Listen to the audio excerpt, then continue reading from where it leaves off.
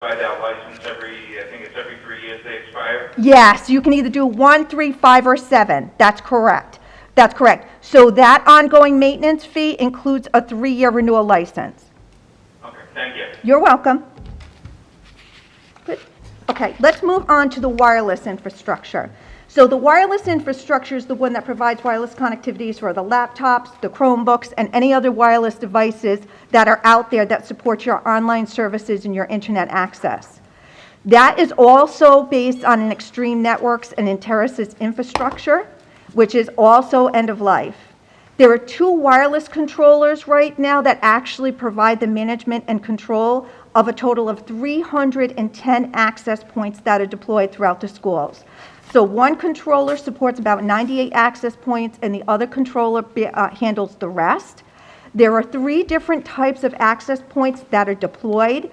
2 of them do not support the latest standards and are challenged to be able to handle a one-to-one environment.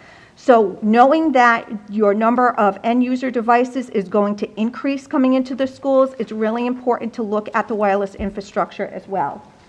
From a recommendation standpoint, what we would recommend is that you upgrade to the latest technology. So there's a new standard that's been released. It's called 802.11ax, or Wi-Fi 6 is what it's coded as. And this new technology is specifically geared towards high density.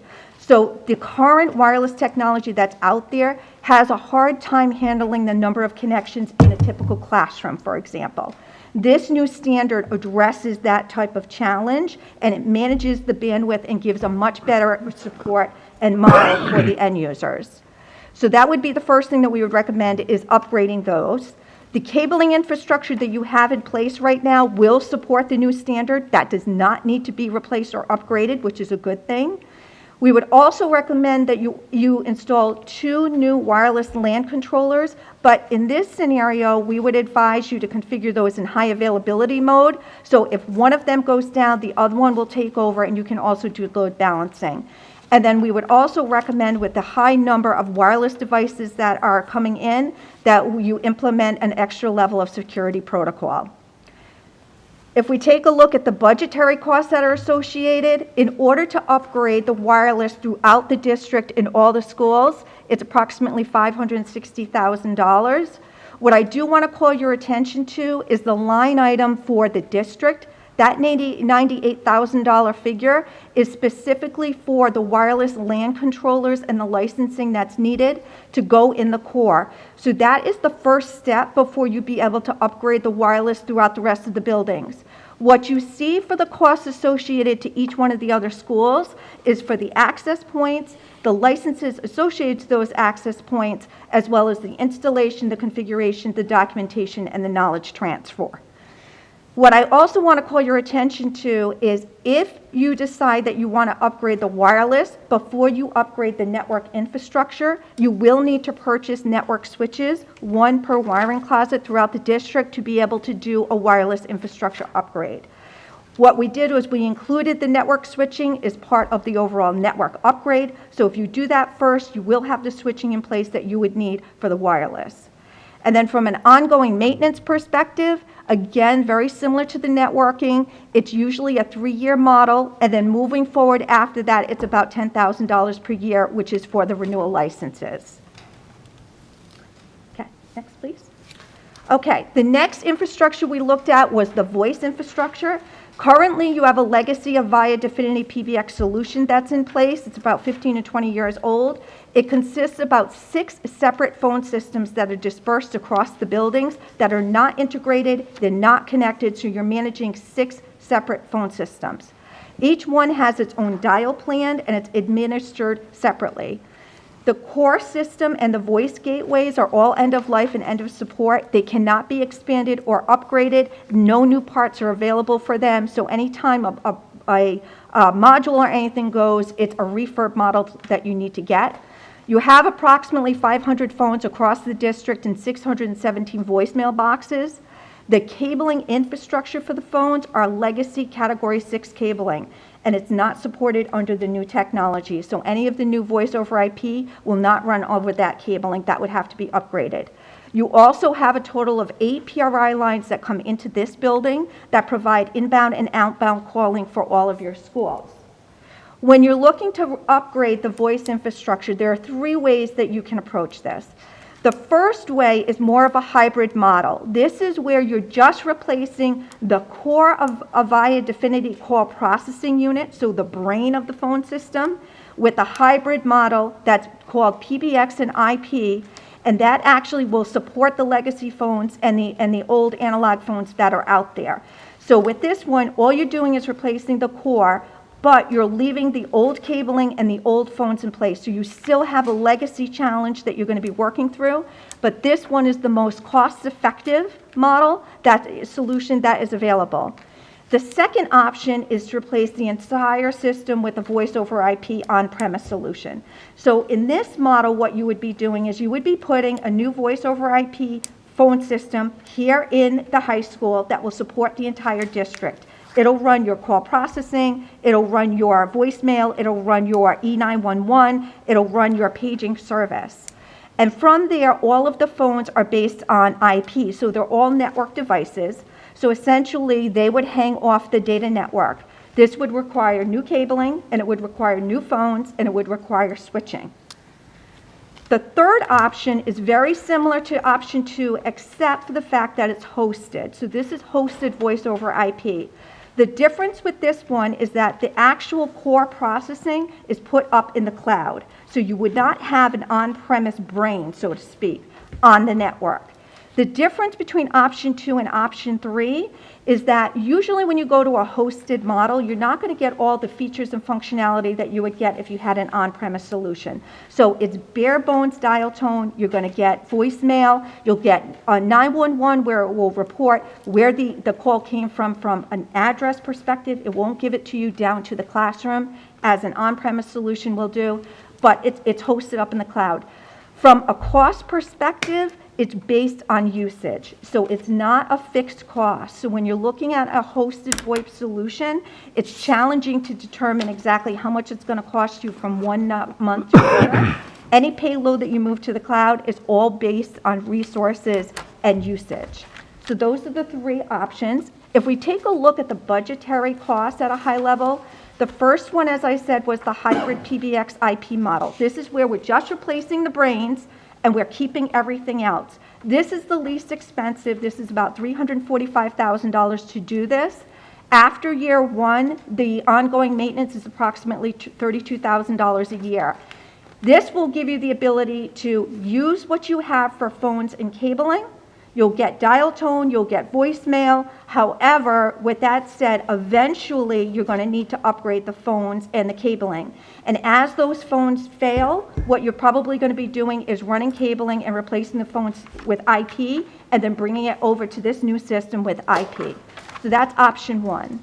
The second option is the on-premise solution, and this is the one where you're replacing everything, and you're going to have an on-premise solution that you manage, you support. And in the documentation I provided you, it's going to give you much more detail on the 3 different options that you can read about.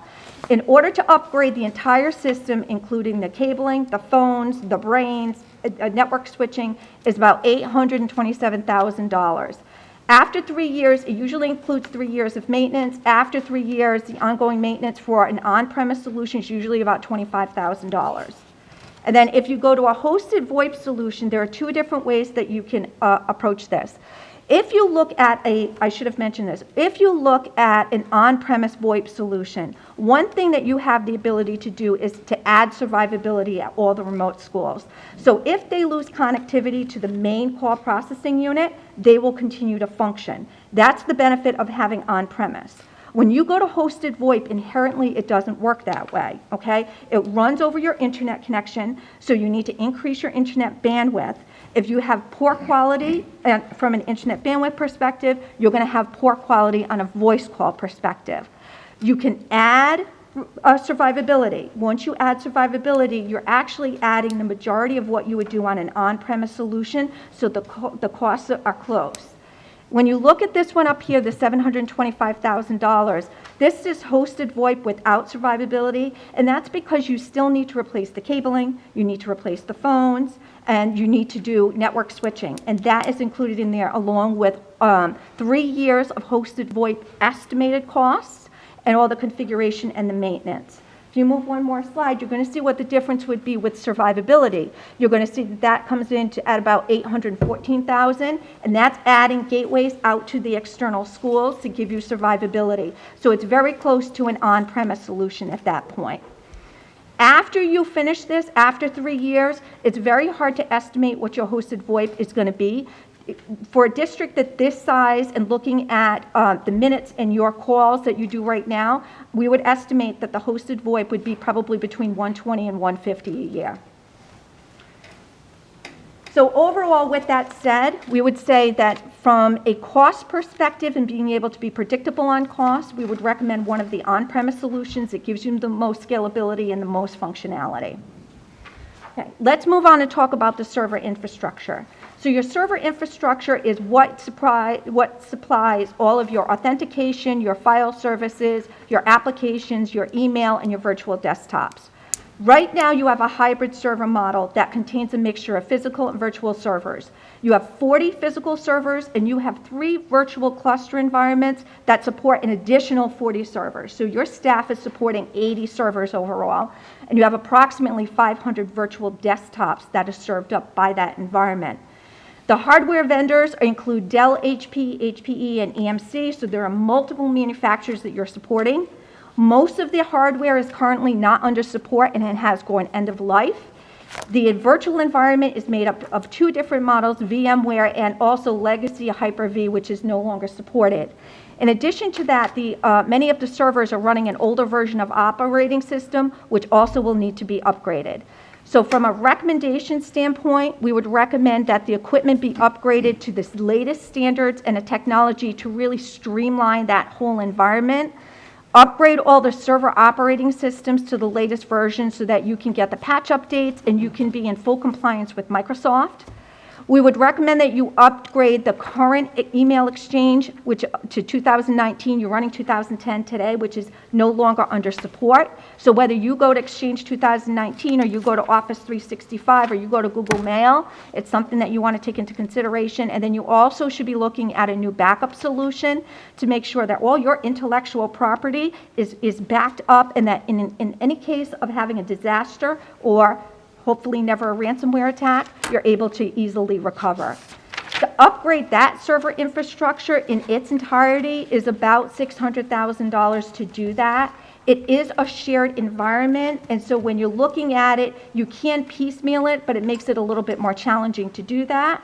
It does include 3 years of maintenance and warranty, and then the estimated ongoing maintenance for this costs about $37,200 starting in year 4, and every year after that, the maintenance costs go up approximately 10%. So you have an idea of the ongoing maintenance from that perspective.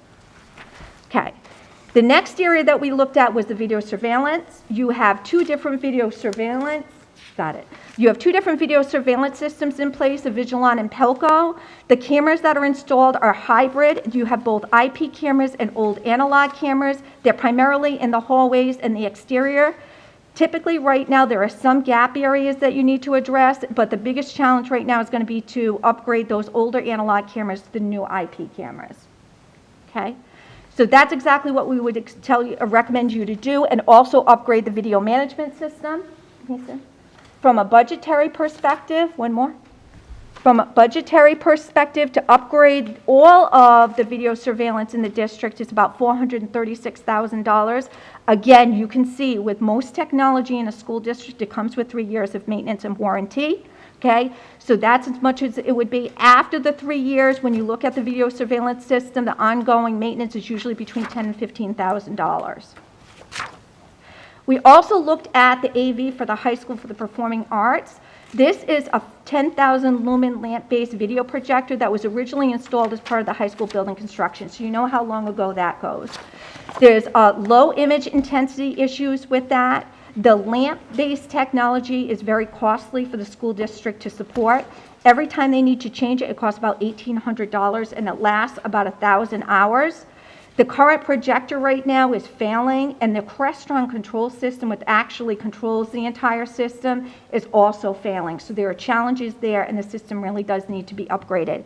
It also is based on analog technology, and it doesn't support any of the new video standards for HDMI. So we have a recommendation in there to upgrade it to a new 15,000 lumen laser lamp solution with a new screen and also a new management system. And if we take a look from a budgetary cost perspective, to do that is overall is going to cost about $80,000 for the new infrastructure. The next area we looked at was printing. So right now you have printers dispersed throughout all of the classrooms and throughout all the schools. They're not centrally managed, and your consumables are costly. You do have a press area in the high school that takes care of the large print jobs for the school, which is very, very beneficial. So that's been handling that piece and that task. From a recommendation standpoint, as we look at school districts, they're really moving towards a centralized print model. And what that means is they're taking the printers out of the classrooms and they're putting in larger all-purpose multifunction units that can actually print the jobs quicker at a level of security and give you better manageability of the print jobs, as well as being able to keep track of the paper usage, the consumable costs, and the overall usage. If you look at this is what we would recommend on the number of units that you would need in each one of the buildings. So for the high school, we would recommend at least 9, and then for all the other schools, we would recommend about 4 of these multi-printers. If you look at the costing, it's going to cost about $217,000 across the district to upgrade that. This does not include any consumables, and when you're getting into a printing model, there's 2 approaches to it. You can either lease it through a printing company or you can procure it. If you procure it, it's a higher upfront cost. Long term, it's going to cost you less. But if you lease it, then the responsibility of keeping them maintained is on the provider to be able to do that. And then the last area we looked at were the interactive whiteboards. You have interactive whiteboards installed in all of your classrooms. Congratulations, that's wonderful. The district started doing this in 2005 in the high school, and they've standardized on Promethean across the district. You do have some smart boards out there too, but primarily Promethean. These units are aging, they're very costly and time-consuming to repair, and they're not fully integrated with all of the applications that are out there from a curriculum standpoint. So what we would recommend is that you upgrade these to a newer, smarter technology. Today's units are all-in-one devices that are integrated as a screen and a projector and a computer all in one. So they give you much higher quality. They support the new operating systems. They support the new end-user devices, and they're overall giving a much better experience in the classroom. And then finally, if we take a look at the budgetary pricing, in order to upgrade all of the interactive whiteboards that you have across the district, it's $919,000. But this definitely is an area where you could do it in piecemeal and go as you move along. But do keep in mind that these interactive whiteboards are starting to fail and they are getting costly. This is something that you would want to put on your timeline for upgrading. Okay. And finally, just a couple more key points I wanted to recommend to you. Several of these infrastructures require cabling. We would recommend that you try to do the cabling all at one time. You're going to get a much better return because at this point, if you're pulling multiple cables to the same location, you're really paying for the materials, not the labor. So it'll be more cost effective for you. And this is primarily for voice and video surveillance. From a network upgrade perspective, as I had mentioned, replace the core in each school first if you want to do it piecemeal. And then what you want to do is add the switches that you need to add for wireless, voice over IP, and video surveillance. And then you can replace the other switches at a later date if you're looking for a phased-in approach. And then from a wireless upgrade perspective, you really want to look at this one building at a time. And I just want to remind you that you do need to start with the district purchase first before you do any upgrades on the wireless. And that is a very quick summary of the information that we've provided in your handout. We hope that this was helpful. I'll answer any questions you have. We're also very happy to come back at a later date and answer more questions if you have any. Questions, anyone? Mr. Scriven? I understand that we have to decide what we're going to choose, but if we were to go with all your recommendations, what would be the time frame to get the system up and installed? So that's an excellent question. So if you look at the network infrastructure for a service provider to come here and upgrade that network infrastructure is probably going to take about 2 months to do that work. The same thing with the wireless. The voice over IP from beginning to end, and that would be from starting with the cabling and doing all that, I would say that will probably take about 3 months to do that work. Let me see, the video surveillance piece, that's probably the quickest out of all of them. You could probably get the video surveillance done within a 6 to 8 week period. The interactive whiteboards, typically it's going to take somebody, I think from beginning to end will probably take about 4 to 5 hours per location, to give you an idea. Does that help? Yeah, and I'm just curious what the practice has been in the past with something like this. Is it done off hours or? Don't know, hasn't been done. Oh, okay, all right. Typically, I'll tell you, typically what will happen is whoever the service provider is, they're going to do all the configuration that they can during the day. And then anything that's impactful to teaching and learning, they're going to do it after school hours or over the weekend. When you look at things like voice, because of the criticality of voice, we would recommend that you would do a voice cutover until a Friday night. So if there's any issues, you have the entire weekend to get yourselves up and running before Monday when school goes back into session. Yeah, that was going to be my next question about mitigating any, interruptions into the service and stuff like that. Absolutely, absolutely. And I can also tell you, so we do this all the time. We do these types of installations all the time. We will set a stage, everything up, and for example, for a network upgrade, we would do one closet at a time. So we would schedule one closet so we know it's in a concentrated area within the school, get that one up and running, and it may be we might do one closet a night, and we might do multiple closets a night, but it'll give you the idea, and then just keep moving on until you're done. Thank you. Mr. Jones? Does Custom Computer Specialists, that's who you guys work for? Yes. Who, do you guys actually install these devices? We do. You run the wires? We do. All in-house? We do. No subcontracting? The only subcontracting that we do is we'll bring in cabling contractors to help us, depending upon the amount of work that's done. Other than that, we do everything. We have a full service, full-time employee base that does all the engineering work. So when you say cabling, someone that actually pulls the wire? Yes, exactly. You do not do that, or you? No, we typically will outsource that. So we have partners that we work with to do that. Okay. Thank you. You're welcome. Anyone else? Mr. Chair, Fred? couple things. One, where we have a middle school project, I would go under the assumption that we could, try and put off whatever we could for the middle school until we know what direction that's heading. What about wireless VoIP phones? So wireless VoIP phones are available. I can tell you typically on the wireless infrastructure that's available now, so if you went with the standard that's out today and you haven't upgraded yet, you're probably going to get about 5 voice over IP phones on a single access point. Once you move to the new wireless technology, you'll probably get, I would say, between 7 and 10 on an access point comfortably.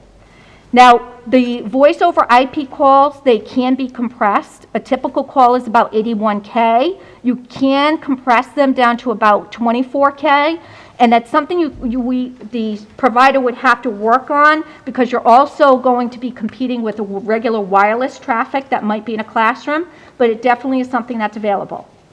And you could do a hybrid where a phone in a classroom that's utilized more for an emergency or not utilized on a heavy traffic basis, you could possibly save some money with that by using a VoIP, wireless phone as opposed to a hardwired. And then obviously central offices, et cetera, could have wired phones. You could do the hybrid easily enough, correct? Yep, that's absolutely correct. And then the other option is you could also do a soft phone that would run on, for example, a teacher or an administrator's laptop, and then they would use a headset or just talk openly into the laptop like they would do on a Zoom call. Yeah, and would you provide that software, or are we looking at, buying Bria or something like that? Nope, usually all of the voice over IP manufacturers have their own version of the soft phone. So depending upon which solution you went with, they would have an option available for you. Okay, thank you. You're welcome. Anyone else? Go ahead, George. So first of all, I'd like to thank Custom Computer for coming out, and then I'd like to just offer the next set of where do we go from here type thing. My feeling would be, in talking with Steve, is that we would then move into taking this back to the Facilities and Subcommittee Capital Group, and that we would really flesh this out. I think the materials that are presented to us tonight in the master report, and also presented to us of what we just saw, would help us to have a framework by which we can start making some decisions, whatever those may be. I also think that Steve was vital to the rollout of this, so I would suggest that Steve come back to our next meeting also, Steve Burke, so that then we can start to get into the meat and potatoes of it, as you were, to see what's best for the district. If at such time that subcommittee meeting has greater questions that we would need guidance from, then we would see our friends at Custom Computer and move on from there. If I can also jog your memory, last year, they were the company that we first brought in to do the total needs assessment, but that wasn't as granular as you see now with costs associated to it.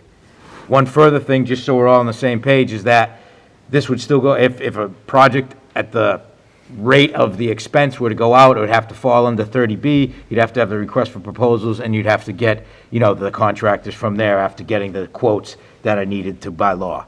So this Custom Computer did it for us in the sense of, here's our problems, here's our systems, and then from there, we get to decide what it is we need to attack, address, and how. So I think my suggestion to Jeff and to Bob and all of you would be, is to let's take this up in the Facilities and Capital Subcommittee from there. But thank you very much, I appreciate Any all. questions, anyone, before they're gone? Thank you very much. Thank you, folks. Very comprehensive report. Thank you. It looks like it took quite a Thank bit you of very time much, to folks, do. very much appreciate it. So- Mr. Chair? Yes, Fred, go ahead.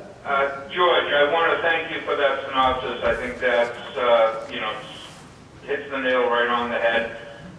It's obvious that we're at a very critical juncture, and I think that we need to, bring a good plan forward, and also get our towns involved after the fact, and, move forward. We found recently how devastating it can be to not have the right technology in place, because you never know what can happen, as we've discovered over the past 12 months. Absolutely. Thank you, folks. Thank you again, you. folks. Thank you. Very comprehensive, and very informative. Thank you. Thank you. Steve, thank you, Joe.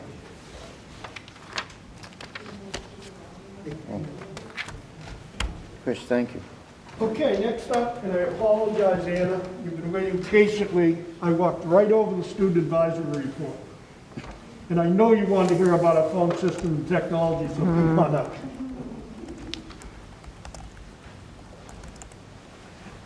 I'm going to leave that there for now. I'm standing, Mike, because I can just about see either one of you guys. Thank you for your patience, young lady. Shoot. Okay. Good evening. My name is Anna Flynn, and I am from the class of 2022. Coming from a student's point of view here at Whitman Hanson, I have noticed we are all carrying feelings of fatigue throughout the day. I have heard that it may be due to the fact we do not have much to look forward to when it comes to high school-related activities, such as prom. Many have pointed out they miss seeing their friends and classmates in the school building. On the other hand, I know that my peers and I are excited for sports to start back up again in the spring. But I also know that there is still a constant fear about the COVID-19 virus being spread amongst players.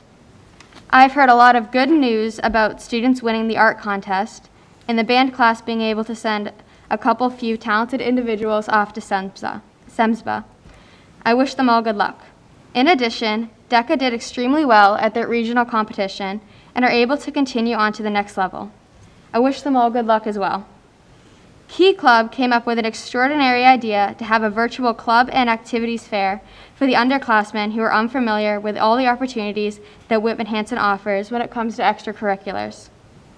They hope to excite some of the freshmen and sophomores so they can have an eye into what each club is really about.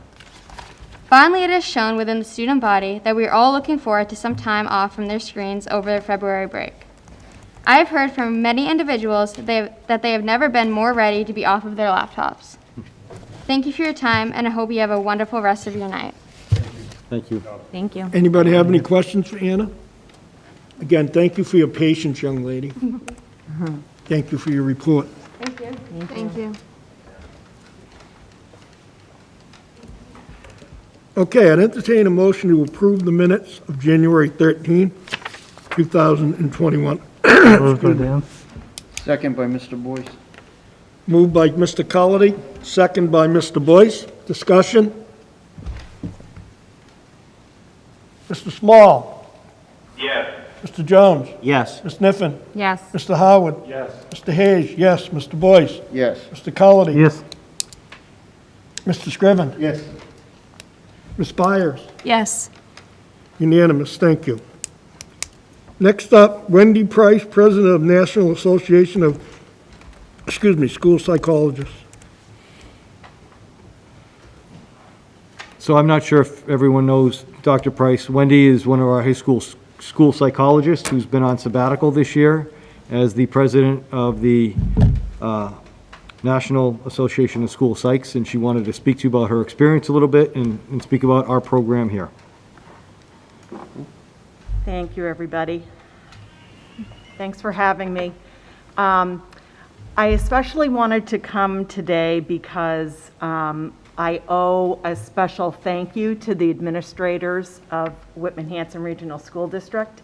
As you can see, I'm currently the president of NASP, which is a professional association that represents more than 25,000 school psychologists and related professionals throughout the United States and an additional 25 countries worldwide. So we are the world's largest organization of school psychologists, and our aim is to advance effective practices to improve students' learning behavior and mental health. And really, we want all children to thrive in school, at home, and throughout life. A little history, those of you may recognize the old high school from 1,000 years ago. Before I became a school psychologist, I had stayed home with my children for 9 years, and once they went to school full-time, I decided to go to grad school. And I got my master's in my CAGS back in 2000 and 2001, and in the spring of 2001, I was hired as a per diem school psych to work with the backlog of testing at the old Park Ave school. And then that fall, I started here full-time at the high school under Bruce Breston, and I have not gone anywhere since because I've just absolutely loved every second of being part of this district. What these administrators throughout this district, especially Jeff, have done is allowed me to really expand my role as a school psychologist here at Whitman Hanson.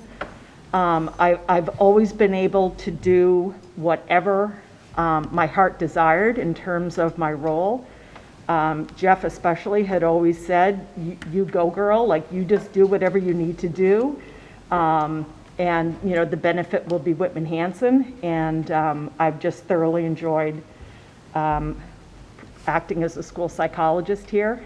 And part of my role here includes crisis response, individual and group counseling.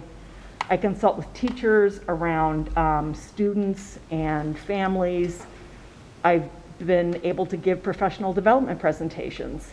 One of the biggest parts of my role is conducting comprehensive psychoed assessments for social emotional difficulties, mental health, and learning disabilities. I also get to present in classrooms on mental health and social emotional learning. And for many years, I've been the co-faculty advisor of our Gender Sexuality Alliance, the Rainbow Alliance.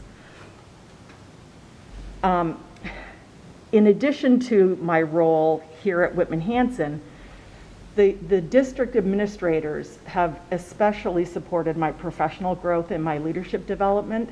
For instance, when I went back to get my doctorate in school psychology from William James back in 2015, you know, there were times that I had to give a presentation at 3 o'clock in Newton, and I had to leave, you know, 20 minutes early for my job so I could make it through the traffic and everything. And Jeff never never faulted me for it and always said, you know, it's something that you need to do. I support you 100%.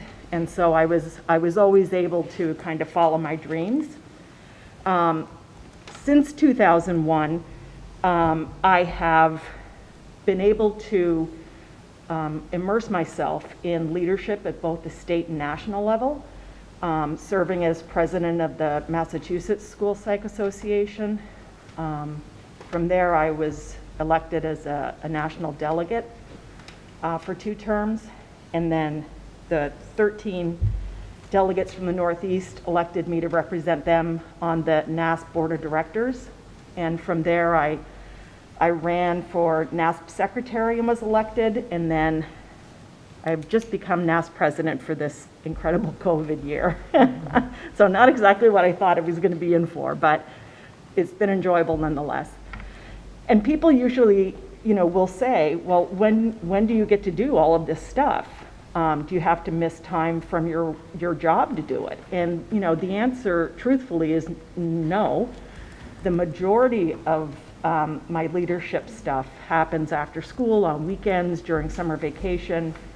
Every February vacation since 2001, I've spent traveling to the national convention just because that's when it happens to be held. So I've never really had a February vacation other than going to professional development.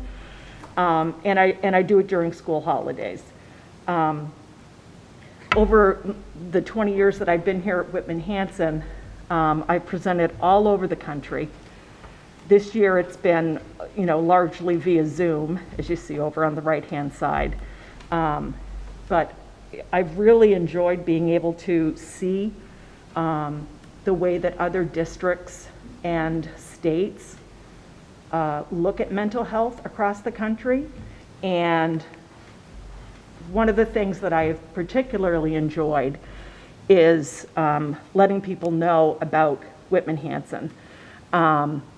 When I'm doing presentations, either a couple of my specialties are positive psychology, so trying to find strength-based approach to students. I do a lot of presentations on supporting students who self-harm. So I give a primer for school mental health workers on kids that cut. And I also give presentations on what school mental health people need to know about eating disorders, which is particularly relevant to my work here at the high school. So I've just really enjoyed traveling around, and always part of my presentations, and Jeff would always laugh when I would show him these slides, I always talk about Whitman Hanson. And I always show slides of the school, and I show them my card, my business card at the end if people have questions. And nobody can believe that I work in such a beautiful building, but I remind them that I used to work in the old high school where there was a chipmunk running through my office. And probably the highlight of this presidential year for me as NASP president is I have been invited to participate in several external stakeholder meetings with President-elect Joe Biden's transition team. And part of the joy of doing that was not only kind of bragging about what we're doing at NASP as on the national scene for students across the country, I also was able to talk as a practitioner of my years at Whitman Hanson, and specifically talking to President Biden's team about Whitman Hanson's response to COVID and the mental health supports and programs that we have here at the high school. I can't tell you just how honored I was to have been included with some of the people that, you know, I've read about in my textbooks, some of the biggest names in the country, and then there's little old me from, you know, Whitman Hanson Regional High School. But it was really exciting to be able to participate. So what I've learned from my national experiences over the last 20 years is that I'm just so fortunate and extremely grateful to work for such a supportive and progressive district. You know, the values that we emphasize, especially around social emotional health and emotional wellness, cannot be understated. Our administration works collaboratively rather than combatively with educators and parents. I can't tell you the horror stories that I hear from districts all across the country, big and small, rural and suburban, and, you know, big city. I mean, it's just, it's incredible when I compare what I hear to my own experiences. I've also really learned that when mental health becomes a priority, students really do thrive. If kids aren't emotionally available for learning, there's no learning going on.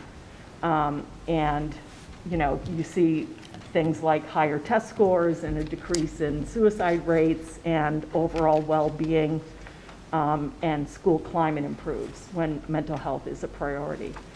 And while there's always a need for more mental health staff, I've learned that we are actually, as a district, we're actually better off than a lot of districts in this country. And I come back and I'll say to Jeff, you know, you wouldn't believe what's happening in California, or you wouldn't believe what somebody was telling me in Wyoming. And, you know, we're a regional school district on the South Shore, Massachusetts, with, we're not a big district, but man, we pack a lot into what we do for our students and our families. So I wanted to take this opportunity. One of the things that I've really enjoyed doing as president is I'm able to present some presidential awards, and I couldn't think of anybody that I wanted to thank more than the administration and administrators of Whitman Hanson Regional School District, specifically Jeff and George and Lauren Matheson, and Chris Jones, my principal, Dave Fleck, our assistant principal, and Dr. Nikki Schneeweiss, who is my boss in special education. So I'm going to present this NASP 2021 Presidential Award to the Whitman Hanson Regional School District Administration in recognition of exceptional service to children and school psychology. So Jeff and George, I can just... I'm going to socially distance.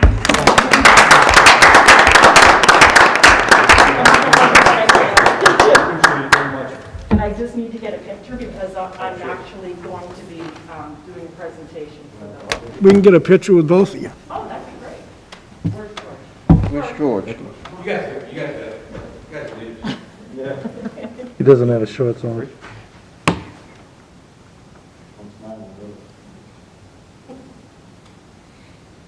Thank you. Thanks, Mom. Thank you, Thanks, everybody. Thanks for your time. So part of Wendy's job is doing a lot with our other psychs in the district. So when she says we do the crisis things and all this, I really feel we're in a really good spot to handle situations, and part of that is going to be transitioning kids back to school. I mean, Wendy talked about the social emotional pieces of kids. We will talk about that a little bit later, but kids who haven't seen other kids for 6 to 8 months coming back into a classroom, they're going to need some support. We're going to have to work out some strategies. Same thing with some of our teachers who are nervous and anxious. They need the social emotional support. We're very grateful to have Wendy in a position like that to get us on the national stage. It's good to hear that we do a good job compared to others, so appreciate you in this award. I think all the administrative team does a great job, and we have a great social emotional from our adjustment counselors to our school counselors and our school psychs. School psychs just don't test. They get out there, they crisis plan. Sadly, we've had to use our school psychs as crisis managers because we've had some tragedy in the past, and it feels good when we have an issue to be able to give our kids the best response and the best support that we can. So thank you, Wendy, for that. We appreciate it. Yep, thanks, Bob.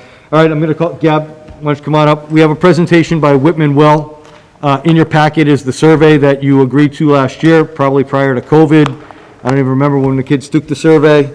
Maybe we did it this year, but we talked about it last year. And Gabby from Whitman Will is going to talk a little bit about the survey, where we stand. You know, our partnership with Whitman Will and the Brockton Area Collaborative, acronym that I can never remember. It really focuses on good choices for our students around drugs and alcohol and getting yourself help. Awesome. Does everybody have a PowerPoint with them? A packet? Yep. It's in your packet if you have your packet with you. If not, I have them if you want them. Yeah, I'll take one. Did you take them? I don't want to take it. What does it look like? Here it is, Chris.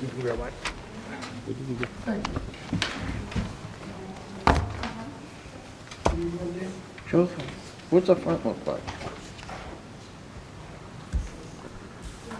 Yeah, I need one. I don't have that. You can have that. Anybody else need one? I'll take Thank you. Chris, you good? I'm good. I'll take one. I have them over there. I don't see Sam shot. Is it with all the percentages, which is? Starts with DFC. Oh, that's just the survey. That's just. Oh, That's a thank you. blank survey. Then there's one with the results with all the percentages. Is that? I think it starts with DFC. The one in Yeah. Oxford is DFC or something. But that was the file name. I got one, thank you. No, you're right. Thank you. DFC and Sam shot. Oh, thanks very much. I don't know what they're talking about. All right. Hi, everyone. I'm Gabby Peruccio. I am the Prevention Grants Manager for High Point Treatment Center, and I work with Whitman Hanson Will to coordinate the substance use prevention efforts in Whitman and Hanson. So for those of you that have the survey results in front of you, they are the survey that was taken last March, right before COVID, with the students remotely. So it is before COVID. So this is the results on past 30-day use of substance use, perception of risk, and then perception of peer and parental disapproval. So students in grades 6, 7, 8, 9, 11, and 12 took the survey, and there were about 1,500 students that took it. And I'm going to go through some highlights of the survey. So I'm going to go by the middle and high school levels. The middle school was the 6th, 7th, and 8th graders, and so vaping was the most used substance out of all of them. 2% on average of the 6th, 7th, and 8th graders reported past 30-day use of vaping. And then alcohol was next, followed by marijuana and prescription drugs. At the high school level, alcohol was the most used substance, with 27% of students reporting past 30-day use. And then vaping and marijuana were the next most common, with 26% at each level reporting past 30-day use. And then it's interesting to point out that the increase in cigarette use actually went up among seniors, and the percentage of students reporting prescription drug use at the 9th grade level also was interesting to point out as well. It was a bit higher than that of the 11th and the 12th graders. And then for past 30-day use, it was also interesting to point out that 55% increase in alcohol use amongst the 11th graders to the 12th graders, and then a 53% increase in marijuana use amongst the 11th and 12th graders as well. So there's a jump between those two grade levels. The next piece of survey results was the perception of risk. So that's how students perceive each substance to be, how harmful. We report that out by moderate to great risk that they report. And at the middle school level, marijuana and alcohol were perceived to be the least risky. And an average of 70% of middle school students thought that marijuana was of moderate to great risk. And then 74% of middle school students thought that alcohol was of moderate to great risk. Cigarettes were viewed as the riskiest. And then at the high school level, marijuana was perceived as the least risky behavior. The next riskiest behavior, according to the students, was drinking alcohol. And stop me if you have any questions, I go fast. For parental disapproval, this was students were answering questions based on how they thought their parents would feel about each substance. So at the middle school level, for all middle school students, parental disapproval was reported at 96% or above for all substances. And students believed that parental disapproval for marijuana was the lowest, which it still was fairly high. At the high school, Most high school students believe that their parents would think it is wrong to use any substance, with all substances being an average of about 91% or above, except for marijuana. So that marijuana statistic, it was 80% of high school students believed that their parents would think it's wrong or very wrong to smoke marijuana.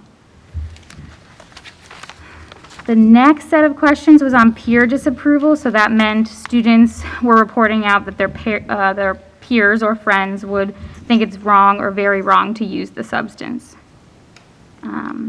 For the middle school students reported that peer disapproval of cigarettes and prescription drugs was the highest. And then vaping and marijuana were seen as the lowest, so students thought that their peers would think it's less risky to smoke marijuana and vape. And then, based on our graphs, you can see that the peer perception of harm decreases as the grade level increases. And that was true for most substances. At the high school level, peer disapproval of prescription drugs was the highest. And then only 36% of students thought that their friends would think it's very wrong to smoke marijuana. And only 39% of students thought that their friends would think it's very wrong to vape. And that dropped significantly at the senior level. So up on the screen, you were looking at the, that's okay, the basic tables. I do have copies of this PowerPoint that you might not have, which I can share with you. That's kind of what I was just going off of, but that's the overall highlights. You'll all have the copy of all of the specifics, and we really like to just use this data, to meet our grant requirements, because Whitman and Hanson also receive funding from our department on prescription drugs, underage drinking, and marijuana prevention for youth under 18. Some of our funding specifically focuses at the middle school level, so each year we're required to survey students, but also it's a great tool for Whitman Hanson Will to strategic plan, whether it's even meeting with students to tell current trends about substance use and see how they can get involved. So my ask for you tonight is, normally we ask your permission to share the data with our coalition, Whitman Hanson Will, to do so. And if you're open to it, using the data specifically in ways to do social norming and social marketing in the community. So that's really in an aggregate sense. Whitman Hanson Will would present the data in, say, a social marketing campaign. So that's the first ask. Questions, anyone? Mr. Boyce? Yes, so do we know, first of all, that the percentages that caught me a little off guard, all being in the 30% for the survey overview, do we know what other districts are like? So comparatively, are they around the same, or? Yeah, so we work with 5 different communities in the Brockton area: Whitman, Hanson, Bridgewater, Rainham, Brockton, Rockland, East Bridgewater. And we do get those results, but we have the same protocol like this, but where we get approval from school committee to share those. So we typically, when we look at it in comparison to other districts, it's on an aggregate level, and it's fairly similar from all districts. There are some increases or decreases in other areas, but pretty much we're seeing a low perception of harm around marijuana, alcohol being one of the more substances that is used in the past 30 days.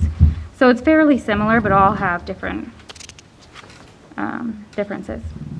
Okay, and do you mind if I ask on the prescription drugs, and I know it's not prescribed to them, do we know anything on the, well, maybe they have a prescription, they're on a prescription, but, you know, they... Sharing it? Yeah, it would be a share it, or they're trying someone else's, or, you know, it's a prescription ibuprofen or whatever, over something they've had over the counter and their friend had it or something. Do we know much in line with that data?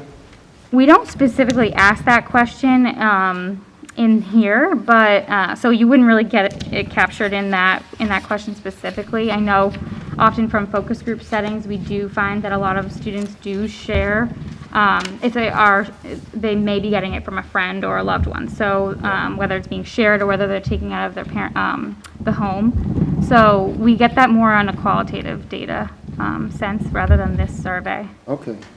And I'm sorry, I don't mean to just bombard you with questions, but I know we can get a little bit about their background, but you know, like, is it possible in future ones to just kind of understand, like, their microenvironments, like, I don't know who they are, and I don't know, it can be household or, you know, what school groups are in, this boggles my mind because I recently had a second cousin staying with me and brought her to Brockton High every single day, and, you know, you just wonder, very smart young lady, she's very intelligent, but you just often wonder, you know, what's her, and I met her friends and so forth.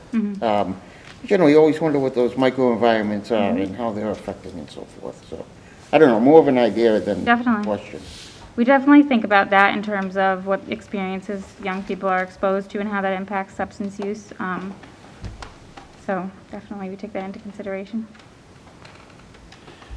Okay, Thank you. 1 second, Don. You're asking us for permission to share it, and I don't know, we don't have anything, Michelle wasn't aware that you're going to ask us to Okay, vote on yeah. anything this evening. Who are you planning on sharing it with? So I guess the initial request would be to share it with the coalition. So we meet regularly, and now we meet via Zoom. So typically the people that come attend the coalition, our coalition members, are people from the school department, sometimes faith-based organizations, or representatives that support our funding through the Plymouth County District Attorney's Office. So specifically, we would want to share it with Whitman Hanson Will, and that's where we'd want to start, and that would be the request. Okay. Don? I'll make a motion to share the information with your coalition. I'll second it. Made by Don, seconded by Chris Scriven. Fred? Just want to verify there's no personal information of any of the respondents that would be shared. No. No, Fred. There's no personal information on any of the surveys, I don't believe, Fred. I just wanted to verify that, that's all. Okay, thank you. Don? So it sounds like you'd be using the data for advocacy or for, so maybe you would reference, you know, students in ninth grade have shown a percentage of X and this trend and so forth. Definitely. Do you accumulate the data over the years? We've been doing this survey. Do you know how many years we have? We have been doing it in Whitman Hanson at least for 5 years or so. So are you compiling it? Can you see a trend with even the grades as they go from 7th? Yep, 12th so- grade? And would you have any of that to maybe share at a later date? Definitely. We could share that at a later date. We have access to, we have the same evaluator that we've been using, Kelly Research Associates, and they could definitely put together some trends for you. Okay. Yeah, and I guess I would just add a comment, because it looks like the largest change in percentage from 8th to 9th grade, right? We see them transition from one school to another. And my ask would really be to see how we're partnering as a district with Whitman Hanson Will to really address some of these changes, and maybe our Students Against Destructive Decisions and our DARE program at the middle school. See how we can use this data too, and really how. So Whitman Will, they meet here, which is great because they all come here for us, and SAD is part of those meetings. They've worked hand in hand doing effective educational presentations throughout the course of the year and demonstrations. If you've seen at open houses when we actually could come in live, there were different pieces. What was the one where you set up the bedroom? The Hidden in Plain Sight. Hidden in plain sight. Oh, I Kids were remember. interactive with that. Yeah. So yeah, we'll continue to do that based on the numbers and the trends that we see. But they have a great collaborative approach with our kids so far, and I think our students who are in those two groups are very familiar with the people from the Will. Thank you. And it's definitely a goal of ours to work more with the middle schools, definitely, because of that jump from 8th to 9th grade. Thank you. Anyone else? Okay, let's move to the vote. And by the way, thank you so much. These surveys are so helpful. As you can see, it shows you the trends and what's going on. I have a motion and a second. Hillary? Yes. Bob Hayes, yes. Don? Yes. Mr. Scriven? Yes. Mr. Small? Yes. Mr. Colity? Yes. Mr. Boyce? Yes. Mr. Howard? Yes. Mr. Jones? Yes. Unanimous. Thank you. Can I have one more ask? Please come back to us with the 5-year plan that you've had, so we Yeah. can kind of look at the trend too. Definitely. Because as you can see, we're all concerned where this is going and where it's, Absolutely. Thank you. What's your second ask? Can we survey again this year? I have no issues with that as long as the committee, I entertain a motion to, I make that motion, Mr. Hayes? Second, Mr. Small, seconded by Mr. Boyce. Mr. Boyce. Discussions. It's the same criteria, no names, no, Yep. it's okay. And it's up to the school if you want to do it online or in person. So Okay. we can talk about that after. I have a motion, any further discussion? When will they administer the survey? when? Up to the school principals, but it can be starting now until hopefully, yeah. For the school. Anytime between So now. if you motion it and you vote it in, I'll work with Gabby, we'll get it out, and we'll take care of it. Anyone else? Okay, I have a motion and a second. Dawn? Yes. Mr. Scriven? Yes. Mr. Scully? Yes. Mr. Boyce? Yes. Mr. Howard? Yes. Mr. Jones? Yes. Sniffen? Yes. Mr. Hayes, yes. Mr. Small? Yes. Unanimous. Thank you again. Thank you very much. Thank you, Gabby. Thanks. Thank you. Thanks for waiting. Before we get into COVID, I'm going to ask George to come up and talk a little bit about the elementary mid-year assessment, please.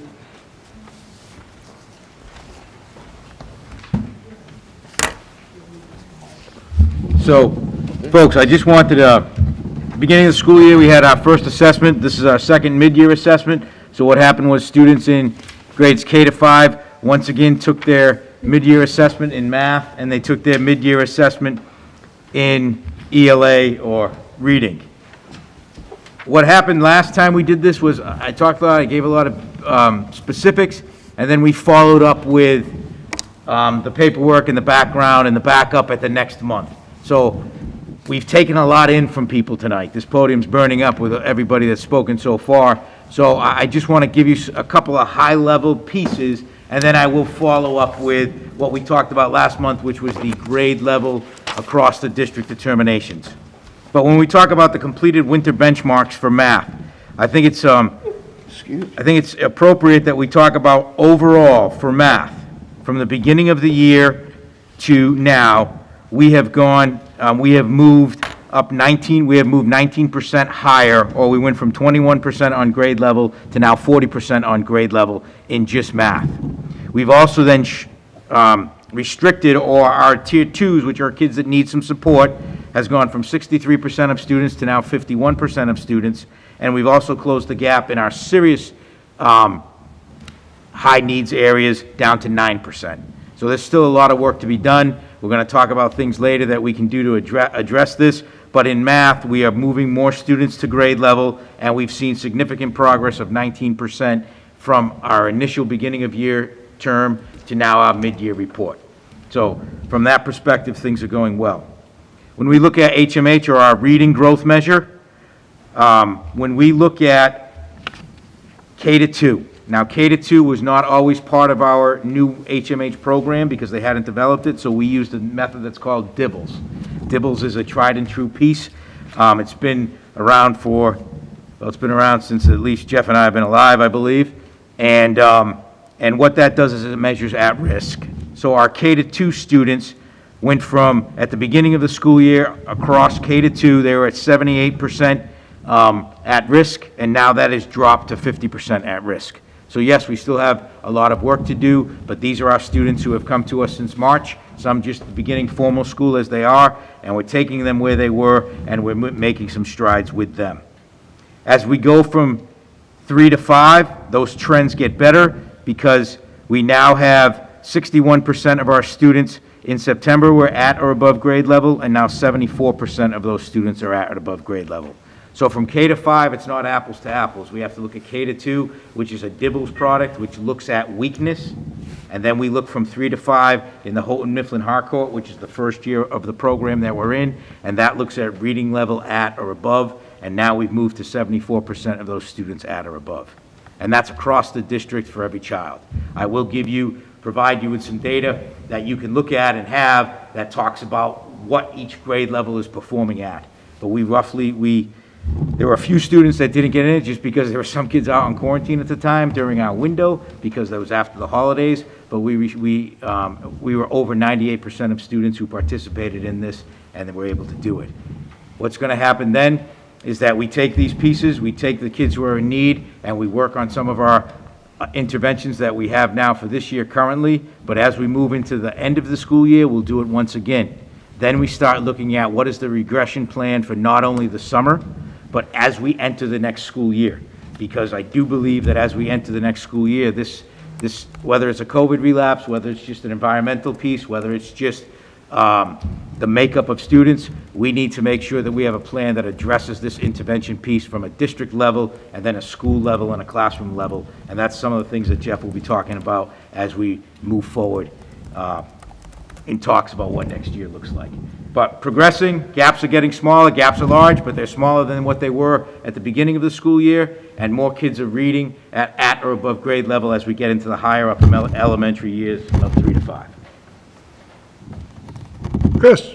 So, have we done this in previous years as well? No. Okay, so this is the first year? Yes. So there's not really a way to kind of benchmark. So I know you're going to give us some Right. data. So it would have been interesting to see how we progressed this year compared to previous years. So Correct. it seems like this will be the... So what's taken place in previous years is that we did it only for students who we felt from a pre-screener or we felt in front of the teacher were at risk, and then we did what's called this Dibbles test or something like that. The approach we decided to take this year with our new programs in elementary and math and ELA was to do it for everybody and start that process. Start what you're asking for now. So now we can only compare the beginning of the year to the middle of the year to the end of the year, and as the years go on, we'll have a baseline. Do you have broader data from other districts that have done something? I guess what I'm trying to figure out is, using that methodology, how are we seeing that movement in terms of progression this year, given that it is a COVID year, say, to past historical years as a global trend? Right. I know that if we look at without getting too much into it, if we look at what's called the district progress to, there's a thing that's called district progress to annual typical growth, and that is based on everybody who takes these types of tests, that we are slightly below 50%, which is the typical growth for mid-year. That is based on everybody that takes a Dibbles test.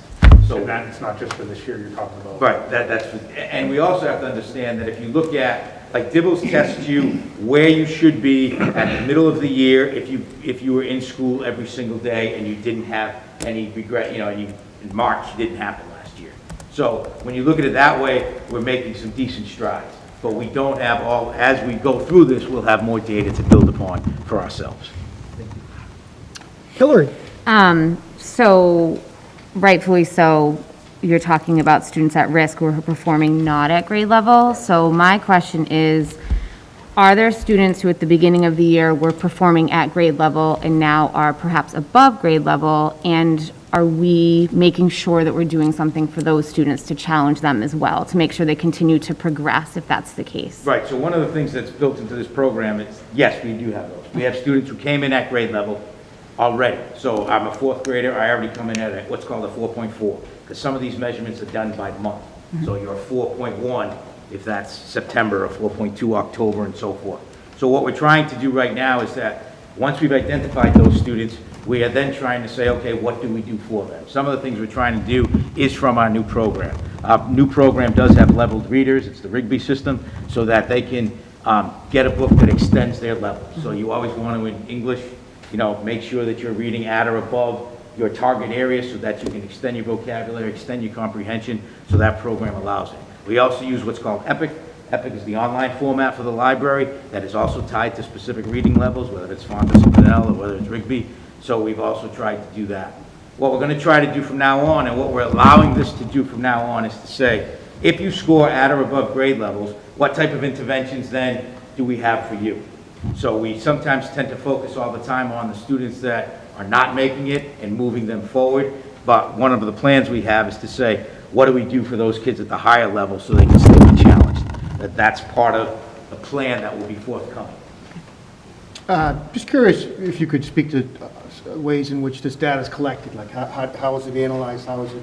Sure, so what takes place is that we have a window. So if we take the iReady program, so the iReady program is a math program. So every student takes their appropriate leveled test. So we all start in the same playing field. So if you're talking in September, there's a 2-week window, the students take it. So now the students take it relatively cold. The assumption is that they take their previous knowledge, they see what happens, and then they get the score, and we move on from there.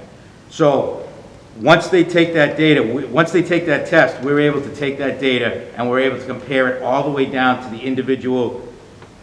If it's math, we're able to take it down to what should a 4th grader know based on the standards of previous, based on the standards of what they're going to learn. And we can track all of those data points. And it even gets so granular now in this system that I can identify that student X is weak in a geometry strand that should have been attacked in 2nd grade. Now, you might not get to that strand in 4th grade unless it's only in a topic related to it. So there's always going to be a weakness area. But what this iRead program does now, and what another program, either MobiMax or IXL, which we use, which are online remediation, we can now go target those 2nd grade skills. So a student has the ability that when he logs on to his iRead program, or iMath, or the iReady program, which is for math, he logs on and his lessons will target those 2nd grade missed skills. However, when he's learning the math lesson in the day with his teacher, they're still at grade level. So the concept now is that we can remediate and while still learning grade level skills. The iReady program says that if you do it for a minimum of 45 minutes a week, that's either at home or that's either in the classroom or a combination of both, then you should, over the course of 1 school year's time, be able to remediate what you've missed. So that when you get to higher level, algebra, whatever, you'll have those things taken care of. So we try to attack both, what you missed and while still learning at grade level, within the concept of the classroom, so you don't have to get pulled out. Great. I have a follow-up question. So with iReady, for example, Yep. right, because the skills are a little bit more complex than reading. Yep. If a student masters and is above grade level, and so the iReady program like pumps them into the next strand or the next standard, right? So does iReady offer instruction? Yep. So if a child is above the grade level, above 3rd grade, whatever kind of math, they go in, they don't need to wait for the teacher to instruct them. There's an iReady that will give them lessons. They have what's called My Path. Okay. So as a result of their test, they have what's called My Path. So My Path will take them where they're at and extend them. So, and that's done on the 45 minutes, a 60-minute a week like I just talked about. Now, if they have deficits, then the teacher who has the report of their deficits can go online and assign specific lessons to meet their deficit areas. However, if you don't have deficit areas or you're already above, your path adjusts. It's sort of to the level of your failure. So if you never fail, you keep moving forward and you keep moving higher. And that's what it does. We also have MobiMax, which is another system that allows for that. And then we have IXL. And I think the combination of what's called IXL and iReady together really allow you to target those specific things that you need for not only those that need it, but for those that can keep going. So it does allow it because it's funny because technology now allows a system to be made so that Chris Scriven, if he's doing well, he can keep going. So if Bob Hayes has an issue, it can be stopped, remediated, and we can move forward that way too. That's awesome. I was going to say Jeff, but that was easy. Anyone else? That was an easy target. Chris is always accelerating. Good. All right, Thanks, George. Thanks, George. Thank you. So I'm going to go into the COVID update a little bit, and then we're going to talk a little bit about return to school. But before I get into it, I got a text from Deputy Chief O'Brien from the Hanson Fire Department. I was going to go to school committee tonight, but I just wanted to express my personal gratitude to the administrators from the town of Hanson, to the administrators, Bill Tranter, Lisa Godbout, and Lisa Tobin. Lisa fit right in with us. This was from their Friday night clinic that they had. They had a vaccination clinic, or Friday afternoon, for 75 plus in the town of Hanson. Lisa fit right in. They did the vaccinations and worked right till the very end, and have offered to help us out with other clinics if we have them. This is what teamwork's all about, and having departments work together is all about. So I just wanted to share with you, Lisa Godbout, Lisa Tobin spent the day at Hanson until the night. didn't ask for anything. They've been willing to do that in Whitman as well. So as these clinics roll out, our school nurses have stepped right up to say, whatever you need for both communities, we'll help you, we'll administer the shots. And according to them, it was flawless on Friday, so it was very good. I just want to comment, I at one point had a question, and Lisa got back to me like that, and it was really, she's could answer anything I had for her, and she's, she's obviously doing a great job. We appreciate that, because Lisa has done a phenomenal job in a crisis situation, and as you know, COVID it changes daily. We got through November and December, the rush with both health departments, and I think she's done a phenomenal job. She gave me some numbers to give to you. Here are our numbers for the past 2 weeks, from Monday, January 25th to today. 4 staff positives, 23 students positive. We quarantined 13 staff. That included the 4 positive staff, and approximately 123 students were in some phase of quarantine. So it's still there. It hasn't gone away. Our numbers in the communities have gone down, but we're still in the process of quarantining students and quarantining staff due to positivity rates. So that's the general oversight of COVID where we are in the district. As you know, last week, I sent out a survey on Friday. It seemed like the wheels of the bus came off in the South Shore a little bit with some announcements of some schools with a full return to school. Let me take you back to August, way back when we were still in the early stages of COVID after summer break, when we sat in this room and George and I presented our 3 plans of return, and this school committee affirmed that the most important thing to them was the safety and health of our staff and our kids, and so far that's been true, and I have nothing to doubt that that's in the first piece of what we have in our hearts and our minds. And we put forth a couple of plans, a full in-person plan, a hybrid plan, and our remote plan, and you chose the hybrid plan. And out of that, we had quite a few students ask, or parents ask, for a full remote plan outside. They never wanted to come to school. So we came across and put together a full K-8 remote plan for our students, which now, and I'm going to show you the numbers in a little bit, students K-8 have a teacher. And as that grew, there were 20 or 25, and as that grew to 40, we hired another teacher. So that the numbers at remote were relatively manageable for the 2 teachers. Now, that doesn't mean that if Mike Jones was in full remote right up front, and then as that class moved, we chose students to go to that second teacher. Now, there's been some feedback and some criticism that we just didn't break apart the classes. What we wanted to do was keep kids with the teacher that they had. So say I had 30 students in a class and 10 more came in, I didn't want to take 10 out of that first class, grade 1, to put with that other new teacher that we had, if that makes any sense. We kept them together. They're not all together all the time. They kind of co-teach, and it's worked relatively well. I think the responses Mr. Grable has gotten from our full remote program has been outstanding. With that, we actually hired quite a few folks because some of our kids left the classroom to go to remote, and some of our teachers were medically compromised or asked to teach remote. I informed the committee as we went, we have some long-term subs across the district that are in classrooms. That cost us. That was an expense, and you've heard from John about our costs of COVID and what we're asking to get reimbursed through the CARES Act. At the secondary level, at grade 9, 10, 11, 12, we were live streaming. Now, I know we talked about this and we worked with the association to get high school teachers live streaming so that they could actually teach a class and have their students who are home on that hybrid model, so half of their class was home, and then the kids that decided to go remote were always remote, but they were connected via that live stream. Okay? And that's worked relatively well. Pros and cons to that. Student engagement is challenging when you're just at home on a computer and you're never involved. Student attendance is challenging at times, but that's worked through now. Again, moving through this year, the safety and health of our kids was in the forefront. This committee also affirmed in August and again in December, when I brought this up, that we were going to be at a 6-foot socially distant classroom experience.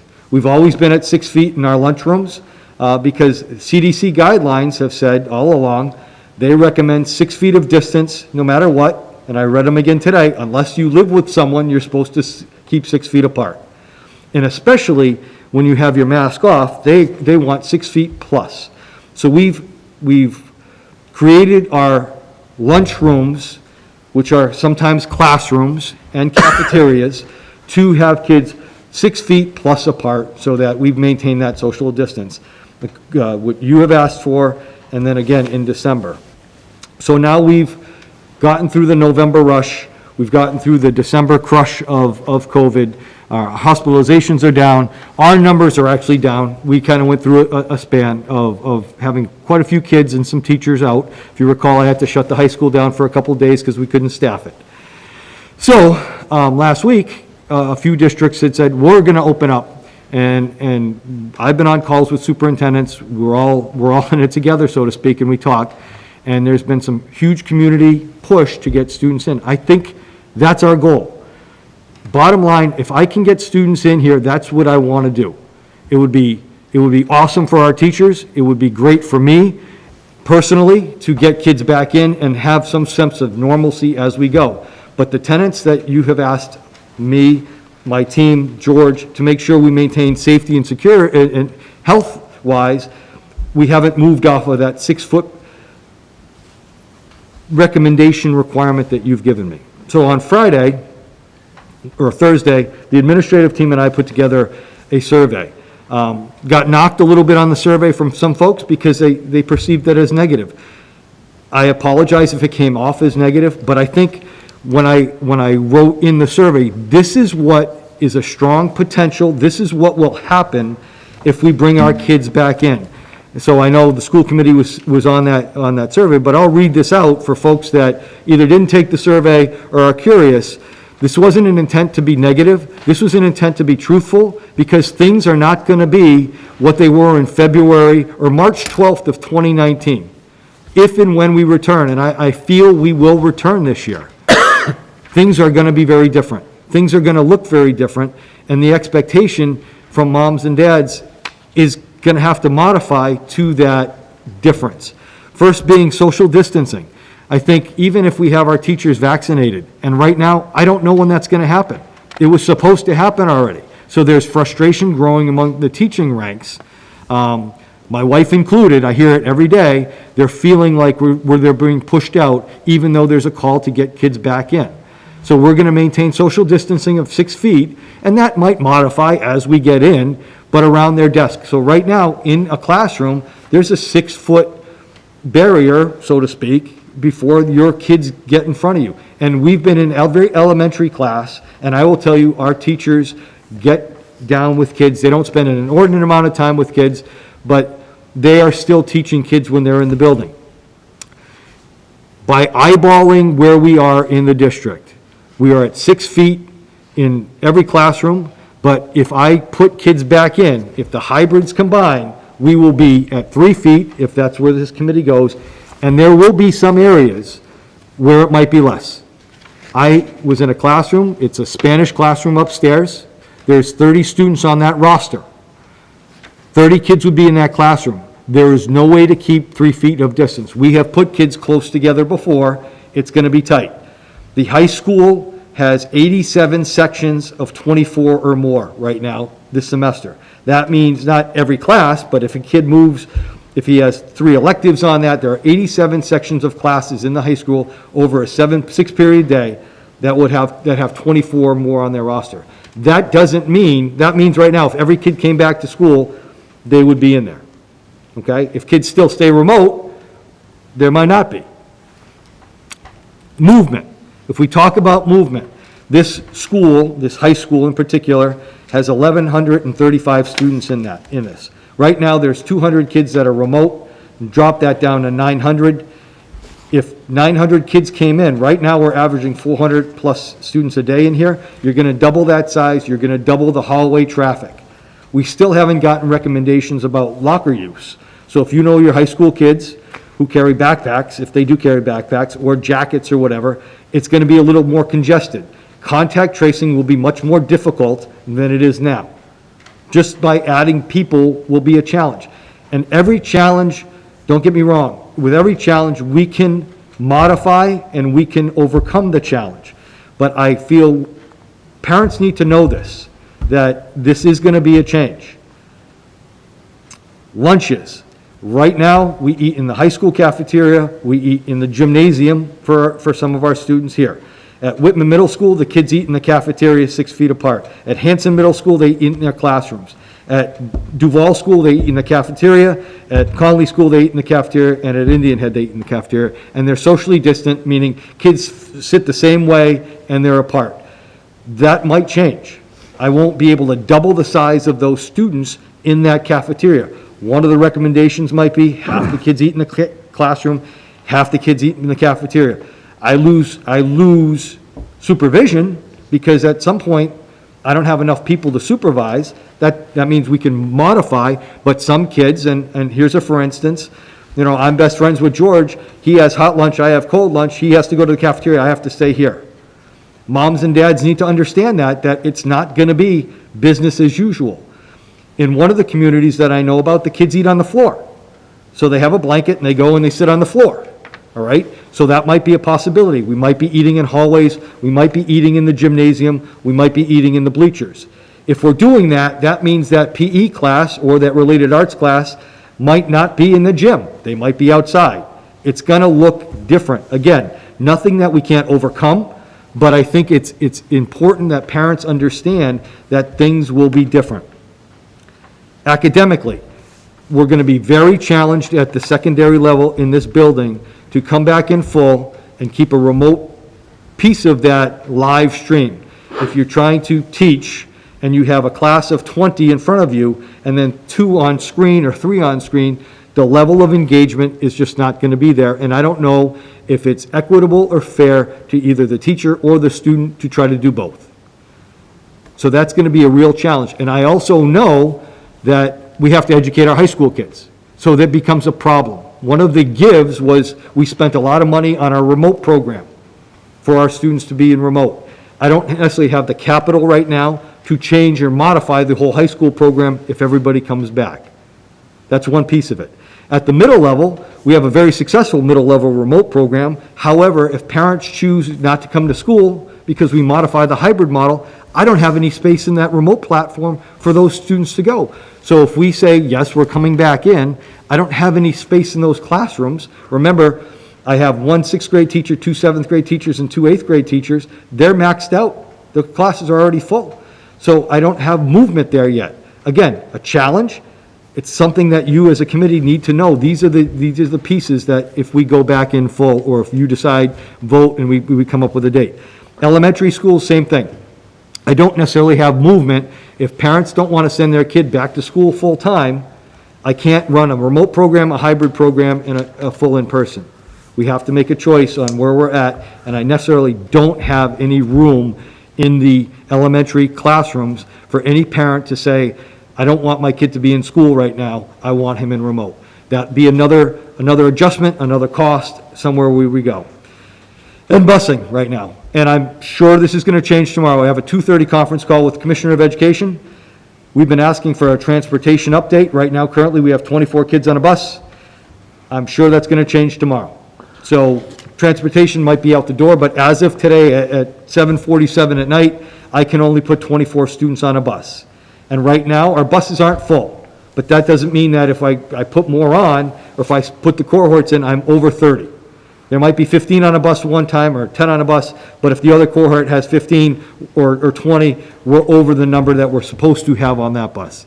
So those are some of just the facts that I have. Again, going back to trying to bring kids in, I think that's where we're at. We want to try to bring kids back in. And the survey, so we get to the survey, and I think every member has the survey in your packet a little bit. The survey says, I feel like Family Feud, you know, it's a good demographic of what we were looking for. And a couple of folks said, you're not going to get any good data out of this. Well, it is good data. One, yes or no. So 66% of our families say, yes, I want full in-person. I understand what you put up front. I want full in-person. But I have 33.5% saying, no, I don't. So we're drilling down, and I'll get to this in a minute, drilling down to who those folks were that answered that question, no, I necessarily don't. Because if it's my remote kids and I have spots for them, it's okay. But if it's my high school remote kids that don't want to come back, I necessarily don't have a spot for them, and we have to figure something out. And this committee has to figure something out with me and agree, and we have to agree to be able to educate those students. So right now, we had 2,204 responses, and we asked every parent to fill out a response for each of their children, and whether or not they were in hybrid, whether or not they were in full remote. And this other document that I just passed out to you is the results really broken down by elementary in the survey, and I know folks at home don't have this. So in the high school, 112 responses were full remote folks, 85 were not in favor of coming back, and 27 were in favor. So we will add 27 students, I assume, from remote into our cohorts or into a full day or a full in-person model. In the hybrid, there were 410 responses. 143 were not in favor, and 267 were in favor. So I have an issue right now of 143 kids that potentially their parents don't necessarily want to send their kids in full-time. So what's the option? We will figure that out, or we will try to figure that out. I have 28 students that come in full-time that answered that question. 3 are not in favor of a full return, and 25 are in favor of a full return. At the middle level, 57 students full remote, 49 are not in favor, and 8 are in favor. Now, I can infuse those 8 because I don't know if they're Hanson Middle or Whitman Middle, and I don't know what grade level they are. I can probably infuse those 8, and those 49 can stay at home. Now, understanding that we have close to 4,000 kids and I only have 2,200 responses, these numbers might change a little, but just to give you an idea. In hybrid, 463 responses, 114 are not in favor of coming back, and 349 are. Again, we have a little bit of an issue because I cannot move those 114 into a remote platform at the middle level. It's just not going to work. I don't have space. Elementary, 128 full remote, 108 not in favor, and 20 in favor. Those 20, I assume, will be infused over K1 through 5, or K1 through 5 in the district. It shouldn't cause much of an issue. In hybrid, 636 responded, 128 are not in favor, 508 are in favor. I will not be able to move those students into a remote program if we come back in full and they don't want to come back. And we have 128 in-person students, 21 are not in favor of changing what's going on, and 107 are in favor. I didn't share with you the homeschool, they're very small numbers, and I didn't share with you pre-K because they're low numbers. One of the reasons I brought up the remote piece is important because I'll give you an idea of where we are in remote. At Hanson Middle School, in grade 5, I have 9 kids in remote. If those 9 kids all came back into Hanson Middle School, they would have to infuse into their classrooms. And I think, Cindy, your class right now is at 25. There's 4 sections or 3 sections, right?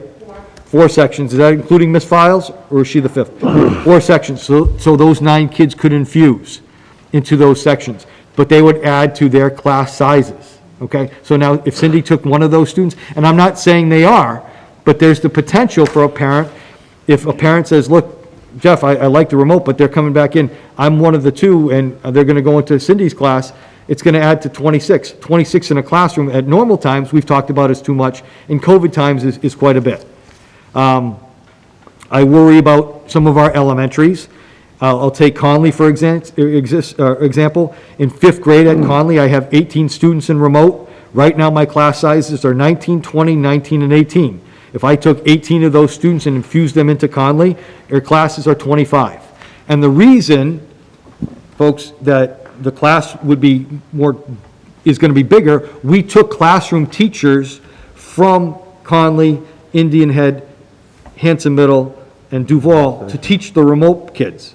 So grades 1, 2, 3, 4, 5, and K have remote teachers that used to be classroom teachers. So they're there, and I can't pull them back because people want remote. So there's that give and take of these issues. And again, these issues are not issues that we can't overcome. But I have to tell folks where we're at and the decisions that you guys are going to have to help me with and guide me through, and then make the decision on what we do to come back.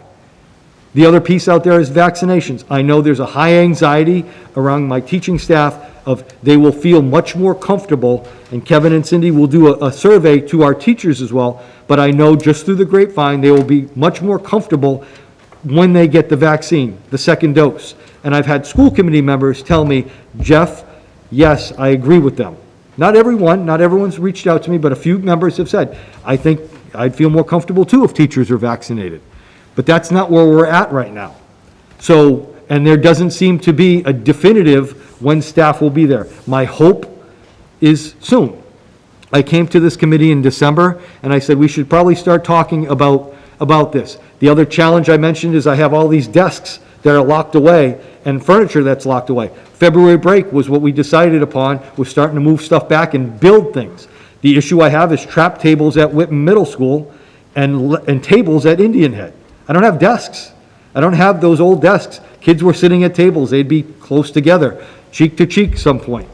So it's a change. It's a shift. So in December, this committee at one point even said, let's make a motion to not talk about this for 3 months or 90 days. We decided that wasn't a good idea. In January, I came to the committee and I said, we're going to roll out a plan, and I threw out the date of April 1st, which happens to be a Tuesday, so I would now say March 31st. You know, let's talk about that. And I remember the committee saying, okay, these are some of the parameters. Let's talk 6 feet. Let's talk immunization. And I also believe some of the folks on the committee said, geez, Jeff, that's an optimistic plan. Well, now all of a sudden, we've shifted to, let's get kids back in March 1st. And that's not from you folks. That's from social media. That's from parents. And I understand 1,000% you want your kids in school. And I think this committee, the priority will be now moving kids back into school. I said April 1st. I said March 31st. That's still the date that I have in my head. It could be the next week before April vacation. April vacation is the 19th this year. So we have a little flexibility around that time. But the month of March to try to assemble and get together a strategic piece for this committee to actually see what the spatial pieces will be like in the classrooms. And I will ask the chair to schedule a school committee for March 3rd, where I can present some more information for you. The 24th is our budget meeting. The following week, I think we have a school committee meeting to look at the plan I can put in place. I expedited that a little bit. It's moving along a little quicker than we talked about last month, but that's okay. We'll do that. Looking at a target date, the association has been meeting with us either weekly since COVID or every other week, and we met today. And I think they're on board with a safe return to school. I don't think there's anything more than our teachers want to see their kids. They live for the job that they do, and they've been doing a nice job. But they also are concerned about the language that's going out there that, oh, it's just safe. Because if you look back and you see where we are in our country right now, the CDC has not moved off of 6 feet since August. They have not moved off of that. Dr. Fauci has said, safe return to school. At socially distant, and I'll just read the guiding principles from today. I'll pull them off their website. Lowest risk, students and teachers engage in virtual-only classes and activities and events. Lowest risk. More risk, small in-person classes, activities, and events. Groups of students stay together with the same teacher throughout the day, across school days, and groups do not miss. Students remain at least 6 feet apart and do not share objects. That's more risk. Highest risk, full-size in-person classes, activities, and events. Students are not spaced apart, share classroom materials or supplies, and mix between classes and activities. We do not share supplies. We stopped that in August. We have stayed at 6 feet apart since then.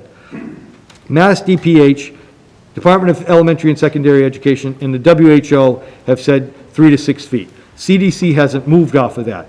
If this committee tasks me to give you a plan at 3 feet, I can absolutely do that. If you want me to stay at 6 feet, I don't see any way I'm bringing back everybody. If you want me in between there, that's what we can shoot at. But I'm just telling you, the guidance from the CDC that we have followed, that we have said, has not changed. And in our culture, in our country right now, what has changed? We don't have a shot yet. We still have numbers. We still have people trying to get the shot. But now we're coming back to school. What's different than November? Except I know parents are frustrated and they're worried. I get it. Dad too, I get it. And my job is to try to get your kids back, and I get it. And we're gonna work really hard to do that. But I also feel like folks are gonna be really disappointed if we come back without a good, solid, structured, safe plan, and we have to go out again, or if I have to send kids out for quarantine. I think I heard at one point, if you're thinking about a typical high school that has 7 periods, if you're 3 feet apart, your socially distant group might be 8, and if you transition 7 times, you're talking 56 kids in quarantine. Okay, that wipes out a classroom. That wipes out a football team. In elementary school, if you're a group of 8, that takes 8 kids out of your classroom. And what we don't want to do is transition our kids multiple times. I think Wendy Price was here talking about social emotional learning. Once we have a transition back to school, which will be a transition, school is going to start, and it's going to be very different than it was. And in fact, one of the building elementary principals said it will be like September all over again.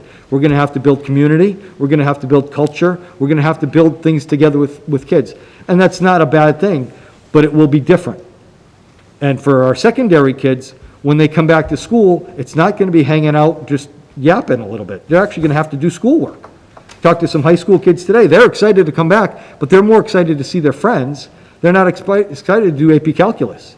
They want to see their friends, and I get it. I totally do. So to the community, yes, we're working on a plan to get something out. Yes, I'm shooting, like I said in January, about a target of the first week of April.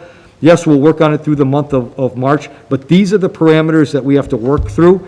And I know since COVID started, we're not making everybody happy. I'm okay with that, but I want to make sure we have everybody safe. I want to make sure everybody's healthy, and I want to make sure we can educate all our kids, not just the kids that are coming back to school. If we have kids with immunodeficiencies or can't come to school, right now I'm struggling quite honestly, to give them an education at the high school level without a cost, without a shift in what we do. I don't know how to solve that problem yet. Dr. Jones and I have already discussed that. We will figure something out, but it will not look like live streaming. It will be very different. And maybe students choose to do it, maybe students don't. We will be working with the association, again, around our MOU, to work through that. We want to make sure our employees know what's coming, and I'll send out an email summarizing this to our staff today. But I wanted the community to know there is something in place. One of the pieces that came out on social media, and I shut it off over the weekend, we actually are thinking about this. It's not like, woof, they don't have a plan. We've always had a plan, but we want to make sure it's structured and good for all. Did have a parent say, sometimes the truth is hard to swallow, but we're telling you the truth. We're not going to misguide you. I know some of my, I think people stretch the truth sometimes in other districts about how far apart kids are, what they're actually doing. We're not going to do that. If you want me to go under 6 feet, I'll do that. If you want me to stay at 6 feet, I'll do that. But this is what it's going to take to get people back in to a full day experience. And I just want to let kids know, or parents know, it will not look like March 12th of 2019. Kids will be in masks, hallways will be more crowded, it'll be different. Kids right now are pretty comfortable keeping their socially distant. That's going to bring in. Doesn't mean it's going to be bad or they can't adapt to that, but that's where we're at right now. I'm really concerned about the remote program and those remote kids if we do decide to come back in. You saw the survey. I want you to digest a little bit about where it's at. We'll give updates over the next couple of weeks. I do want to have another meeting on the 3rd where I can show you specifics and show you some graphics, what a classroom looks like. A classroom at Duval. I was in first grade Duval on Friday afternoon. They can fit kids in almost 6 feet. Okay, they can. It's a big room. The classroom at Conley in first grade is about as big as half of this, and the kids were like this, even at 6 feet, looking at the desks. So it's a shift in building, it's a shift in grade level, it's a shift in body size, and it will be a shift in where we eat, how we play, how we, have open campus potentially at the high school, there will be a lot of shifts. So I wanted to share that with the committee. You have the survey results. I can send you more information. I want to thank Corin Mayette publicly for putting this together. The survey closed last night at 9 o'clock, so I'm sorry for the handouts today. They're hot off the press at 4 o'clock today. But I wanted to share with you what we have. I appreciate the parents that have reached out and have voiced concerns or support or whatever, and for answering the survey. And we'll be asking some more feedback as we go. But know upfront for this committee, I know you have a very difficult decision to make, and we'll all share together that we're gonna make some people happy and we're gonna make some people very upset. And we're gonna try to modify and work with that so that we can make everybody educated, and adjusted socially to the experience when they do come back. It has never been out of my head this year that we weren't gonna come back. I think the good news about the vaccine made me very optimistic. When both fire departments said we can vaccinate our teachers the week after February break, I was ecstatic. So was our staff. And the next day, we found out we couldn't. And we're moving down the chain. I know some districts are coming back without teachers being vaccinated. I'm not sure. I can only speak on behalf of my folks and what I've heard. Kevin or Cindy, do you want to say anything about the teachers and your feeling? I know we've had a good conversation about it, but I'd love to hear from you guys, and I'm sure the committee would as well. Well, sure, thank you. Certainly echo everything you said. We've had a great working relationship, been together every step of the way here. Certainly been ongoing, and indeed, what a challenge. I don't speak for everybody in a sense, but kind of the general consensus is definitely want to get back in the classroom with kids. Obviously, that's what we want to do, but we want to emphasize the safety aspect, right? And put everything in place to ensure that that's maintained, whether it's the distancing and the transportation to and from, the movement, if you would, in the halls, the desk arrangement, certainly the vaccination piece, once that confirmed, I think will be a huge factor in help maybe getting a spotlight or crosshairs, whatever you want to call it, on a certain date. But up until this point, I think that's hopefully the next step that needs to happen, and then obviously work with you to put together a plan. But yeah, I definitely want kids back, but we have to ensure the safety aspect of that across the board. So I don't know if you're similar. Thank you, We Kevin. echo a lot of obviously what you said, and we'll continue to of course work with you. Thanks, Kevin. Chris? Yeah, so I think just in general, and I'm sure we can get into some more tactical questions in a second in terms of distance and the like. I think there's certainly been a lot of discussion on this topic, and this has certainly been a big push. And I think, I firmly believe everyone here, everyone in this room, every teacher, they want to be in classrooms, they want to be teaching kids. That's what they signed up to do. Yeah. You didn't sign up to do Zoom, right? That's what everyone really wants to do. And I think, as you alluded to, Jeff, this is really about a community-based decision. But the community being the community of Whitman and Hanson. Not just the students, not just the teacher, everyone that lives within those communities, right? Because, yeah, there's a lot of data that says kids are fine. There's a lot of data that says that's a transmission point. And there are a lot of people in these communities that could be impacted, right? So I think when we look at the big picture, I know people are tired. I know people are frustrated. We all are, everyone is, I get it. But I think my plea to the parents and folks that are out there is we just gotta be patient, and we've gotta think beyond just our individual little piece here. And I know that's hard, but you're alluding to, well, we bring everyone back and we got a whole bunch of kids that, what's their remote experience look like? Right. That's a problem. Now, we could say, oh, my kid's not remote, they're hybrid, it doesn't impact me. But again, I think we're a community of Whitman and Hanson, so it's our responsibility, all of us, to make sure that that happens. And I'm hoping we can move towards that. I looked at what some other people are doing, and I think right now they're just trying to win the prize to be first.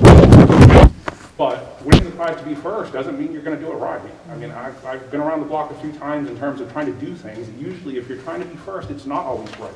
The vaccinations, I've talked to folks that are teachers. That second vaccination, a lot of folks are coming down with COVID-like symptoms. So what is it going to look like when you have a school system and you get the second vaccination and none of the teachers come to work. So you know, there are logistical considerations to try and do this right. So I think hopefully we can have some patience, work together, collaborate, make sure we get everyone included in the solution and figure it out. And I think we can, like you said, we're almost there. This has been hard on everyone, but to just whipsaw, and I've talked to teachers in these districts and parents in these districts, to just say we're going to go back and we'll figure it out, that's not going to be effective for anyone. So I think we're on the right course, and I think we just all need to kind of work together to get there, and we will. So one of the things, just to comment on that, and you talk about all kids and the vaccination, so I'll hit the vaccination first. The reason we're so excited about the vaccine being local and being our fire departments, we're going to do it on a Friday. So that second shot, if people were sick, it wouldn't be a work day. I have great concern, right? I have great concerns right now if it's just mass vac sites, that I'm going to have teachers just scheduling appointments, meaning a sick day out and a sick day after, because of that, because that's the only opportunity that you can have. That's not for folks out in the community to be super concerned about, but the fact is, if Kevin gets a shot on a Tuesday or a Thursday, and he's out of class on Friday because he's ill, because we have seen that symptom piece, Lisa Tobin, who we all just spoke about, said, I would highly recommend, are we doing the mass vax on Fridays, even the first one, because we did have a nurse that had their first shot and was sick for 36 hours. So we can't function if we don't have nurses, and we can't function if we don't have teachers. So that was a crux of that. The other piece about all kids, I got notified from Pembroke today that they're coming back to school, but one of the caveats is transportation, and if you can't transport your kid in cohort B, if my kid's cohort A, can't be, the parents have to drive them. So I don't know if we as a district sit there and say, well, the second grader in Montponset is in cohort B, and mom and dad have to, or mom or dad or caretaker or grandma or whoever's home now has to drive them into school. Because that was what the email I got today was, it's parent responsibility. So that's another challenge. Again, not a challenge we can't overcome, but it's something that's out there that as a parent right away said, well, I got my kid going 2 days a week, we got that covered, I don't know how I'm gonna get the other two covered now, and are they gonna be accountable for that? And there's no education because they're not offering another side of that. And I know Hanover did the same thing, that it's if you're in cohort A, you have a ride. If you're in cohort B, you don't have a ride. So I see that issue. So Chris, I want to make sure we get through those pieces, and if parents are willing to do that, and we can then cover it through buses or through a modification of the transportation, I'm good. But we are also a regional district that is by law required to bus our kids outside of a mile and a half. So I did text the commissioner, and then I deleted the text because I thought it was a little snippy, and it said, are you going to modify this for me? Because I'm bound by the law. But our conference call is tomorrow, and hopefully we'll get some more information. Dan? Yeah, as a parent, I want my kid back into the school. Definitely has to get back in here. As a school committee member, I don't think that's feasible right now or in the near future, because our charge here is the safety of our employees, the children, everything like that. As the kids, I don't think they'll get sick from the COVID as much as teachers and adults. My fear is they get it, they bring it home to their loved ones or their relatives, elderly people. They do not have that shot yet. We might not be able to bring these kids back until, we're like 75, 90%, everybody in the country is vaccinated. To do so might be foolish. I mean, like Chris was saying, some of these schools might be trying to be number one. I don't think we should be number one on something like this for just safety reasons. Number two, like Jeff had said, with a busing like this, I mean, send a text, I would have. It has to be removed. Or we can't do this anyways. We're talking, yeah, some of the buses might have a few kids on it, but we have to have it there in case a student needs it. Just because parents are driving their kids to school, they might say, I'm not doing it anymore. They have to be on that bus, and we're charged with making sure they're supposed to be on that bus. So there's a lot of key things, and if they're moving this vaccination down the road a piece for these teachers, you're talking April maybe or somewhere down the road. So trying to plan something right now until we can get those vaccinations in. We shouldn't even try to do this yet until we know we can start making sure our staff and everybody district-wide is covered. it'd be kind of bad to put them at risk. I mean, I'd love to see my kid go in, but Hillary, Um, then Dawn, I just, then Fred. I- Hillary, Dawn, Fred. I have a couple of questions, and I think these are questions to maybe inform our decisions down the road. So first, I'm looking at the model that we have, and so currently, right now, with the adjustment made to the middle school, students in grades 6 through 12 are receiving synchronous instruction 4 days a week.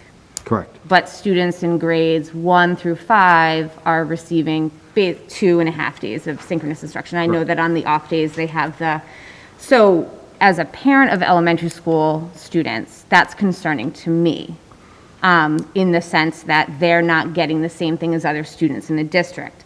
So I also, because of what I do every day, understand the spacing concerns and am completely aware of those.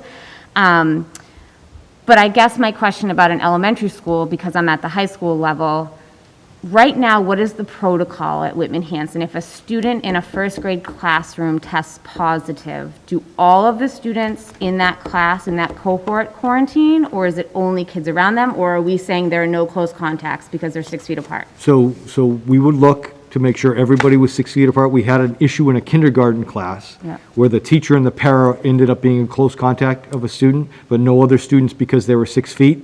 And because of the current busing situation, we looked on the bus and nobody was quarantined.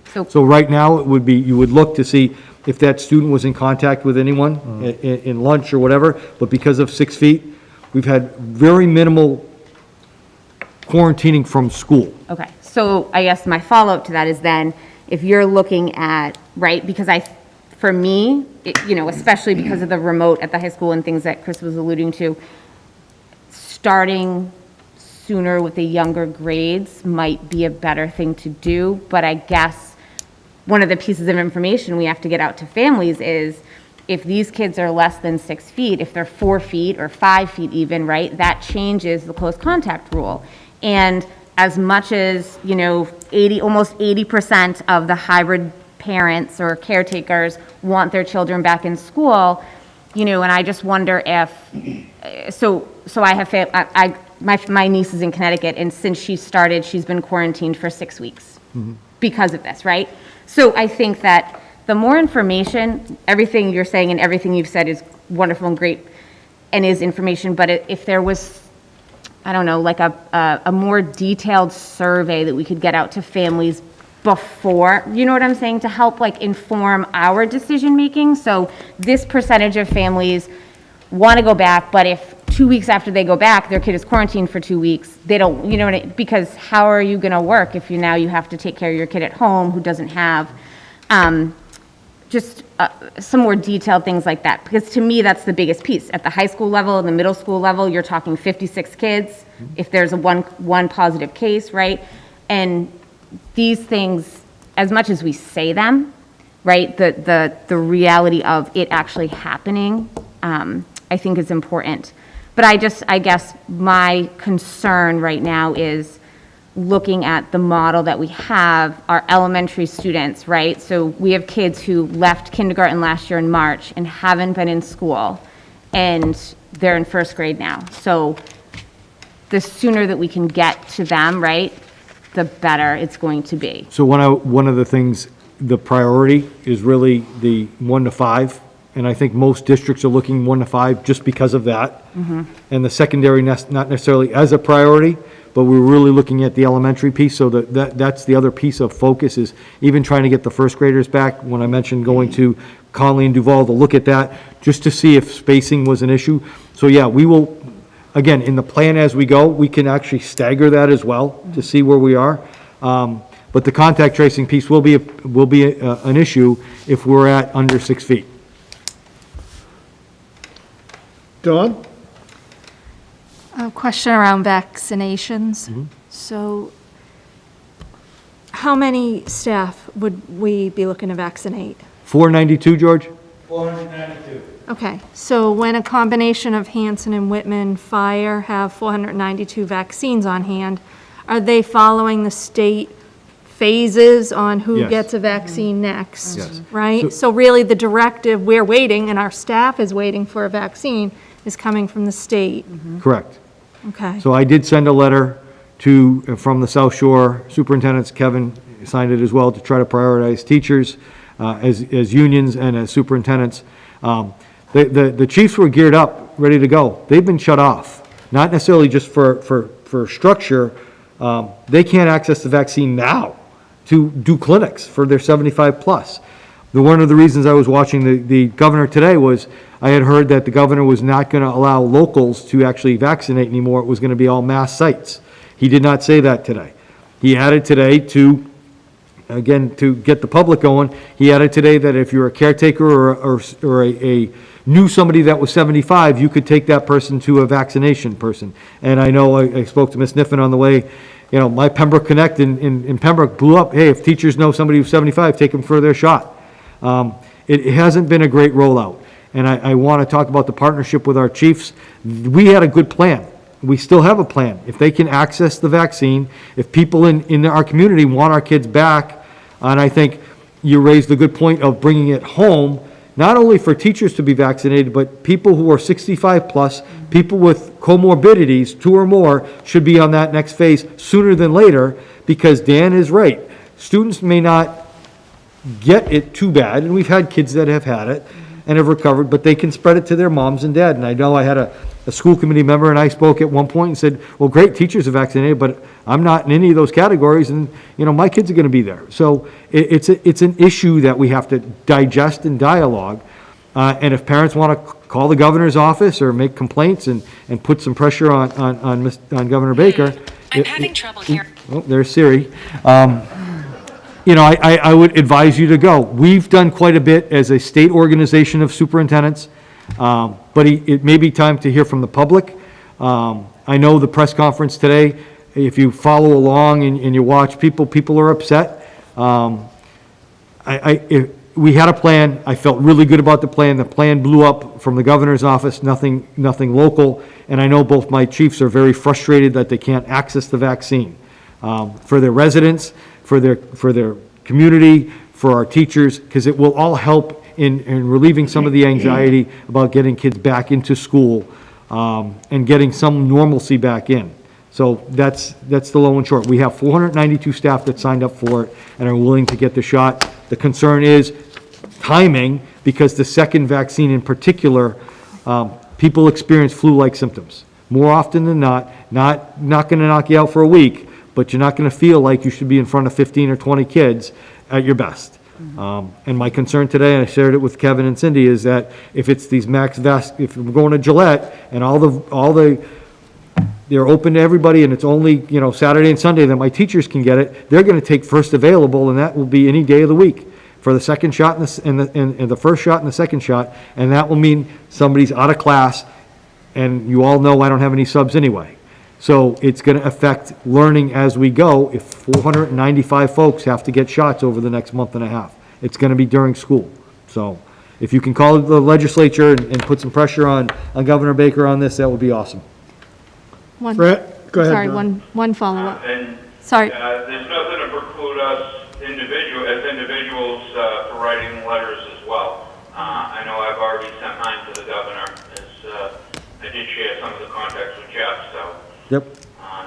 he's aware of that. A few comments that I had was, number one, anything that we're doing, can we involve our fire chiefs and our Board of Health?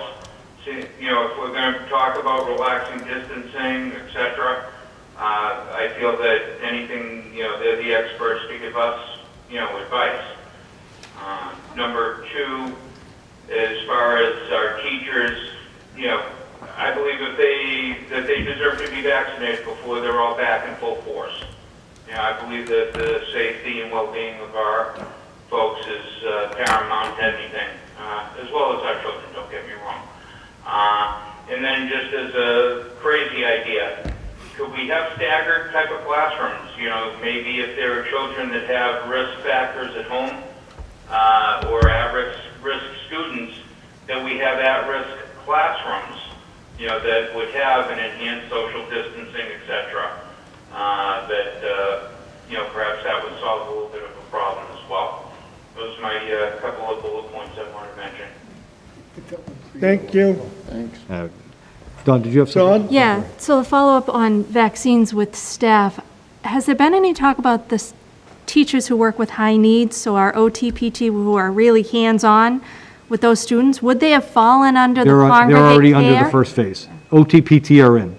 They got Yeah, vaccinated already They're because, different folks, so not a special education teacher, but an OTPT, some therapists fell into right, phase one. working full-time with Yes. the high needs, right, because I know group homes and Yes. the like fell under vaccines and qualified. So those folks were in stage one or phase one. So our staff, So do you know? we don't have a lot of OTPT, we contract out. Okay, So, but those folks did. Anybody that was available, like our school nurses have all been vaccinated once and are waiting the second shot. okay, that's fine, thank you.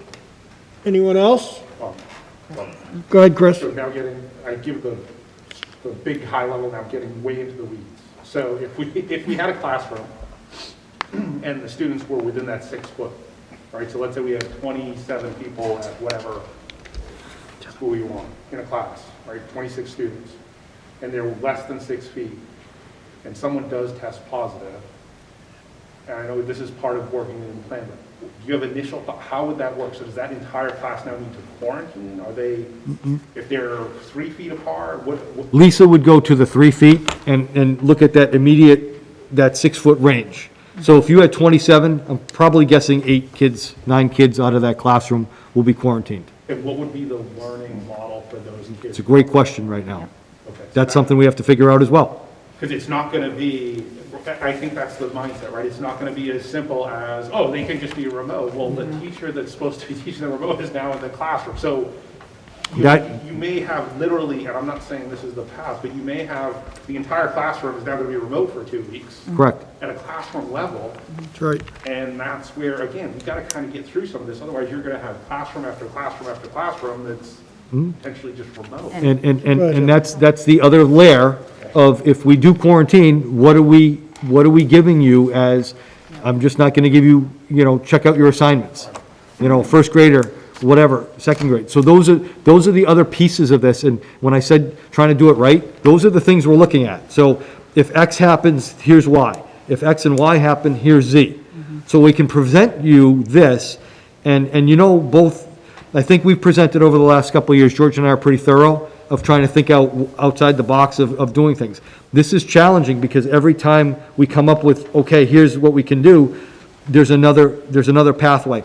I will feel much more comfortable, and I believe the CDC came out with this today, don't quote me, but I heard, is that once you get the second shot, you don't have to quarantine, which is great for me. If it's a teacher who's got their second shot, that means even if members of the class go out, the teacher, even if they were a close contact, doesn't have to go out. That means I don't have to replace that teacher who's a close contact. That's the other piece. As this information goes out, that's the other issues that we have. I did hear through the grapevine that there was already, a school that has kids in, and a classroom is already quarantining, locally around here. So those are the things. I just want to make sure we have a plan. That the plan we put forward in August, we're pretty thoroughly vetted as we went.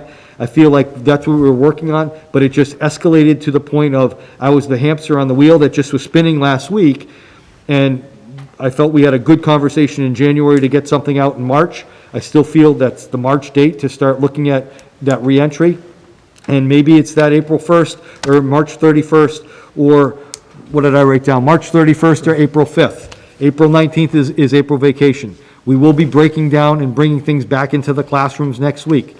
The fact that we don't have desks at Indian Head is a problem. The fact that we have trap tables at Hanson Middle is a problem. So those are the other problems that we have to solve.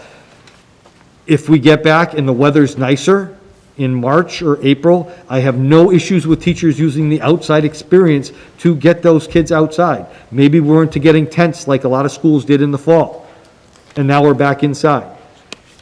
At the secondary level, maybe kids at the middle school and the high school are eating outside. Maybe at the elementary, the class goes outside for the time that they get out, they go and have their mass breaks and their lunch breaks. Don't forget, we also have to have mass breaks during the course of the day, and if you have 20 kids in a classroom, you can't do that, so you're going somewhere else. So those are the other little tidbits that are out in the community that I know people want kids back. I get it. I absolutely do. And we will work hard to make sure that that happens when it's safe and appropriate for students to be in. So we will get some more information out to parents. I hope to have that information on the 3rd as we go, and at least a demographic, or something for you to see what it will look like in a classroom. If any of you over the next couple of weeks want to take a tour and we walk through, you'll see what a classroom is. We'll walk into my small rooms, we'll walk into the big rooms, and you'll see the different dynamics. We can show you what it's like in the lunchroom and how that might be different. The lunch tables in their own, they're all round tables. Right now I have desks at Whitman Middle that are coming back to the high school. I have desks in the cafeteria that'll have to be going back to classrooms. They'll be at those round octagon tables, and there might be 2 kids at a pop, and they might be having to sit the same way with their masks off instead of together. So it will look different, and I think that's the overarching piece to the community now, is no matter what we bring back, however it is and whenever it is this year, it's going to look very different. I don't know if that's going to change by September. I'm really hopeful that we're back into a real normalcy, but the change itself coming back this year will look very different than when we left last year. Hillary, and then we got to move on. Go ahead, Chris. Second piece, I'll be super quick, because I think if we're not going to meet again until March, one thing to just consider, I don't know how you do this, but building off of Hillary's point, I don't know if it's necessarily a survey or more of a survey/commitment, right? So if you're going to go back to parents, I know in the past, we said you might be able to change from semester to semester or over a period of time. This might be you got to kind of lock it in. You got to commit. From this point forward. So you're going to be remote, you're going to be in person, which means you may have to flip back and forth and busing, right? So I think you're going to need, I don't know how you're going to build a plan without some finite data. So there might be, I don't know if it's a survey or more of, you got to make your selections here kind of for the rest of the year, because otherwise I don't know how you're going to build a plan, right? You can survey me all along, but if today I feel like I'm comfortable sending my kids in person, and then tomorrow I want them remote, you got to build a plan that's going to probably get us to the end of the year. So I don't know if that's a survey or what that is, but It's a commitment piece, and I will tell you, we did that in September, and that went by the wayside. It depends, again, what the commissioner tells me I got to do, because he also said you have to offer a remote program for parents, and we did. And I don't know, and he said there was flexibility there. So again, tomorrow's conference call might give some more, because there's pressure across the state. I will say, we are in hybrid, and we have been. There are schools that are still in full remote right now. And I have a colleague that said, hey, we just got back in for hybrid. We were very excited for the first time. So we're doing okay. And we're going to try to strive to do better as we go along. And I don't know if anybody has a question. I just wanted to add to Chris's point earlier about if kids have to quarantine. That's why I was asking the question. If you look at the blueprints that other districts have, there is no plan for synchronous instruction when students are out quarantining. And that's incredibly problematic. And I think that is something that we have to consider. As a teacher and a parent, that's problematic, but as a teacher, now I've got to come up with all this work that I've got to give a kid, right? Because who's going to give them the asynchronous work?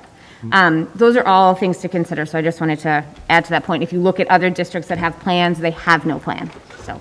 Heard, and I've seen their thoughts. I call them thoughts, they're wishful thinking. I don't know. Sorry to keep, beating a dead horse it was, but I just think also too, I think if we're gonna build a plan that talks about what you just alluded to, I think then it would be helpful is, are we building that plan with a restriction of 6 feet to 3? And are we building that plan only when teachers have their second vaccination? Because I think those things would also be helpful into building a plan that might be able to be completely fleshed out. So I think if we can clear up some of those finite data points that you just mentioned, then those would be 2 of them that I think would be helpful also. So I don't know if that's an ask, I don't know if that's just something that we have to think about, but I think at some point, we need to be able to answer that question. Is 6 to 3 and under okay? And are we doing this when they're vaccinated, after they're vaccinated? Thank you. Okay. So, yeah, I mean, we spoke about that. Those are the details I need from you folks, and we'll do the budget. I mean, we'll be formulating our thoughts as we go, but at our budget meeting in 2 weeks, if we want to take I want to say a vote of where you want us to go. I assume right now I'm building a plan under 3 feet. or under 6 feet, because that's the only way. And I'm gonna look at both, and I'll present to you, the vaccinated versus the unvaccinated when you want to start. So I assume I'm gonna be looking at something under 6 feet. Don't you think one is contingent on the other? That's gonna be, Right. if I will If have, you're vaccinated, then you can go less than 6 feet from a easily. teacher's desk. You know what I'm saying? We can share that to you. Yeah.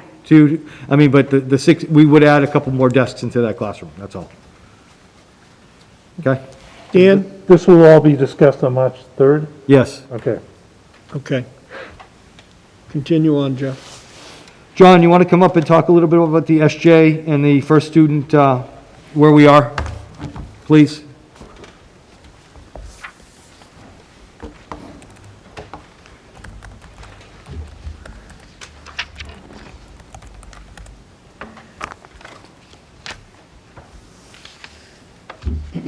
Yeah, this is more an opportunity to communicate with the committee as to what's going on.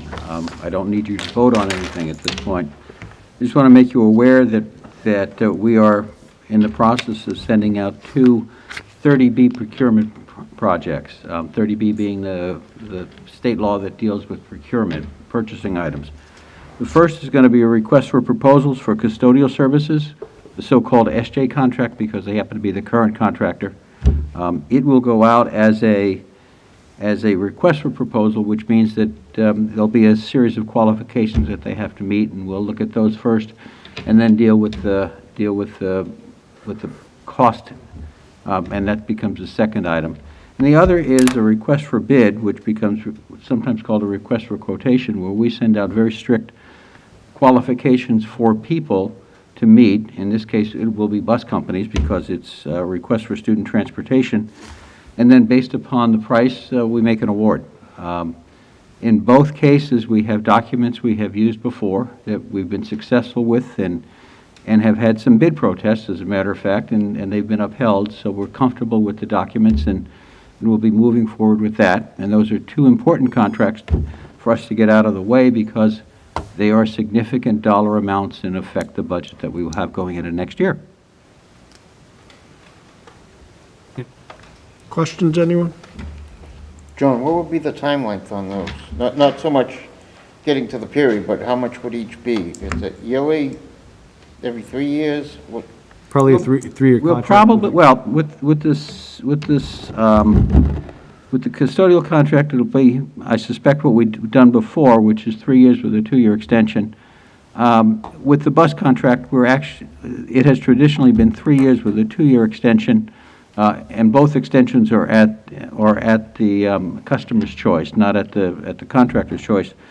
And we're giving thought to making that a 5-year procurement, which is now allowed. The reason for that is one of the big costs of a transportation contract is the buses. Buses cost about $85,000 more or less per copy. The risk to a bidder that after 3 years they may lose that contract affects the price. So that and the fact that I think in recorded history nobody's ever not extended the contract. I mean, I can't think anybody who's ever done that. Usually find out that prices go up over time, not go down over time. One of the big expenses, of course, has to do with fuel, and it has been a very, very, very long time since a transportation contract hasn't had a fuel clause that really says, as the price of fuel goes up, we will pay that. As the price of fuel goes down, we as a customer will get a benefit from it. So we're sort of thinking about that, and I say we are thinking about that. It's a collaborative bid with Abington. We've done that for a number of years. And I say a collaborative bid because it's not a joint purchase agreement. Each of the 2 entities, Abington and Whitman Hanson, has the opportunity to accept or reject a bid. So we are not dependent on each other. Anyone else? You want to keep going with 21 budget, please? So actually, excuse me, in terms of the budget, I'm thrilled to say that there's nothing really exciting to talk about. As I look at the spend rate between 20 and 21, we're actually slightly below the spend rate from last year. This time last year, we were at 65.8% of our appropriated budget. This year, we're at 61.1%. That's as of the end of January. And in terms of revenues, it's pretty much on par. Last year, we were at 53%. This year, we're at 52.5%. What's making this work in this COVID year has been the grants, and we talked about that last time. We have some significant expenses being paid for through a grant or grants. And I'm actually happy to say that since our last meeting, we have been informed that our very first Plymouth County reimbursement that we submitted back on September 29th has been approved. It was $431,500. So we will shortly be receiving a check that will come, 2 checks. One will come from Whitman, one will come from Hanson. We don't get to submit ourselves, but those have been approved. We have two other requests that are in the queue. They total $433,000. So we're anxious to get those approved and deposited. And then finally, we have some additional expenses that we will be submitting as well. One of them actually has to do with Chromebooks, and we have just received those Chromebooks within the last week. So we finally can put in our request for that money, and that money will come as a result of the work of Representative Cutler. Questions, anyone? Don? In regards to the CARES Act fund, it feels like forever ago, but we had the presentation on the technology assessment.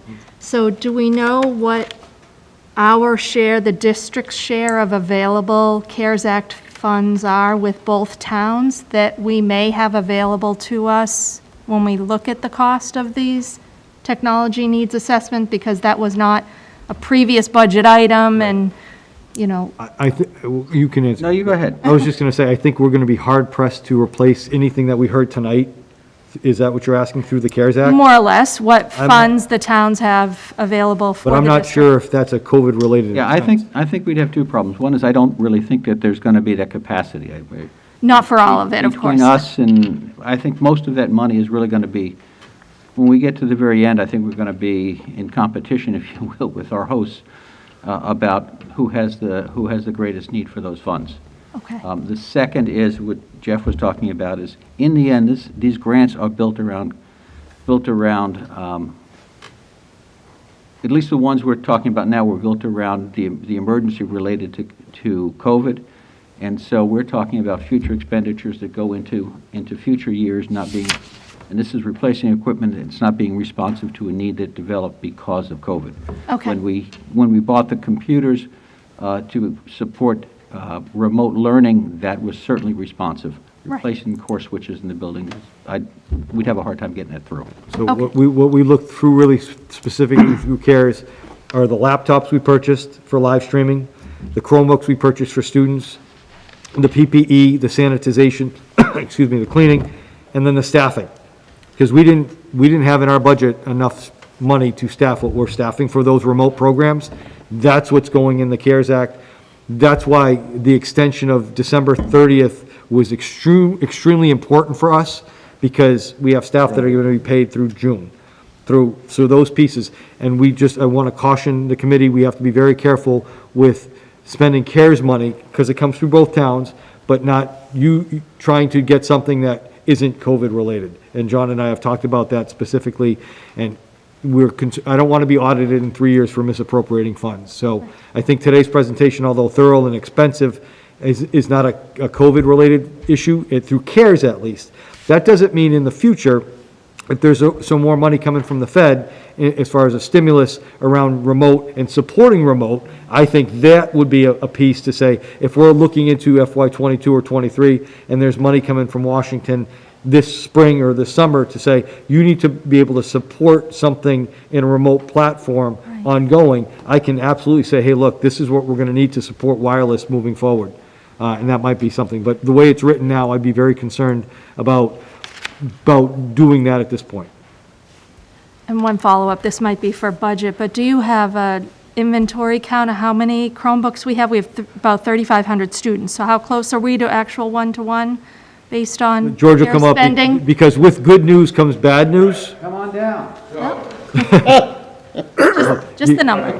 Yeah, well, you got to hear, I mean, 1,078 Chromebooks, 1,078 Chromebooks. would have been purchased when they finally come in.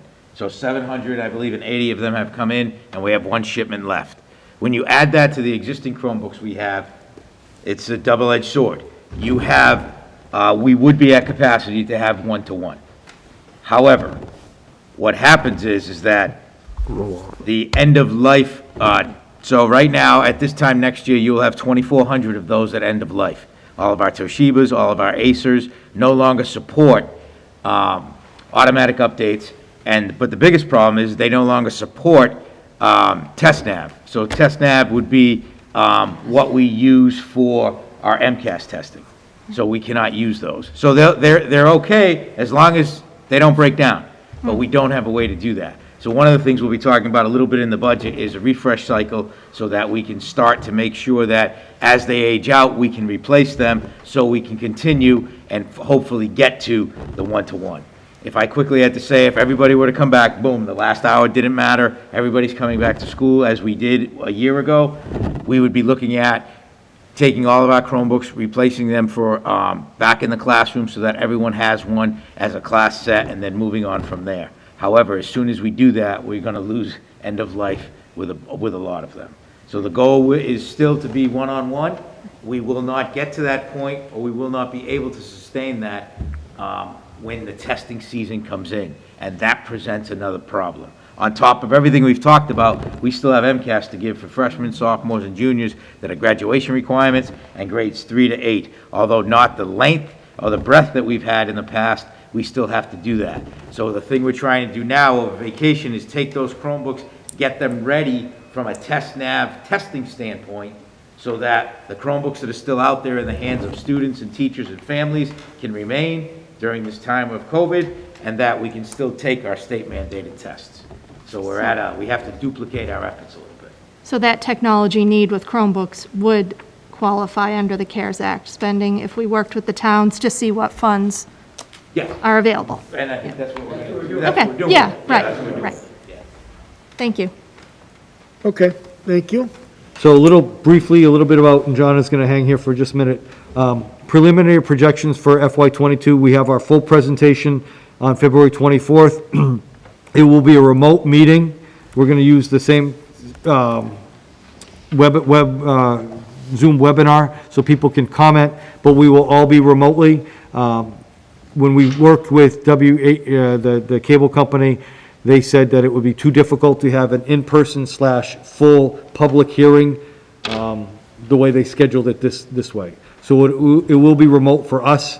I mean, you folks can have somebody can be in that corner or whatever, you can be home, but it'll be a remote presentation.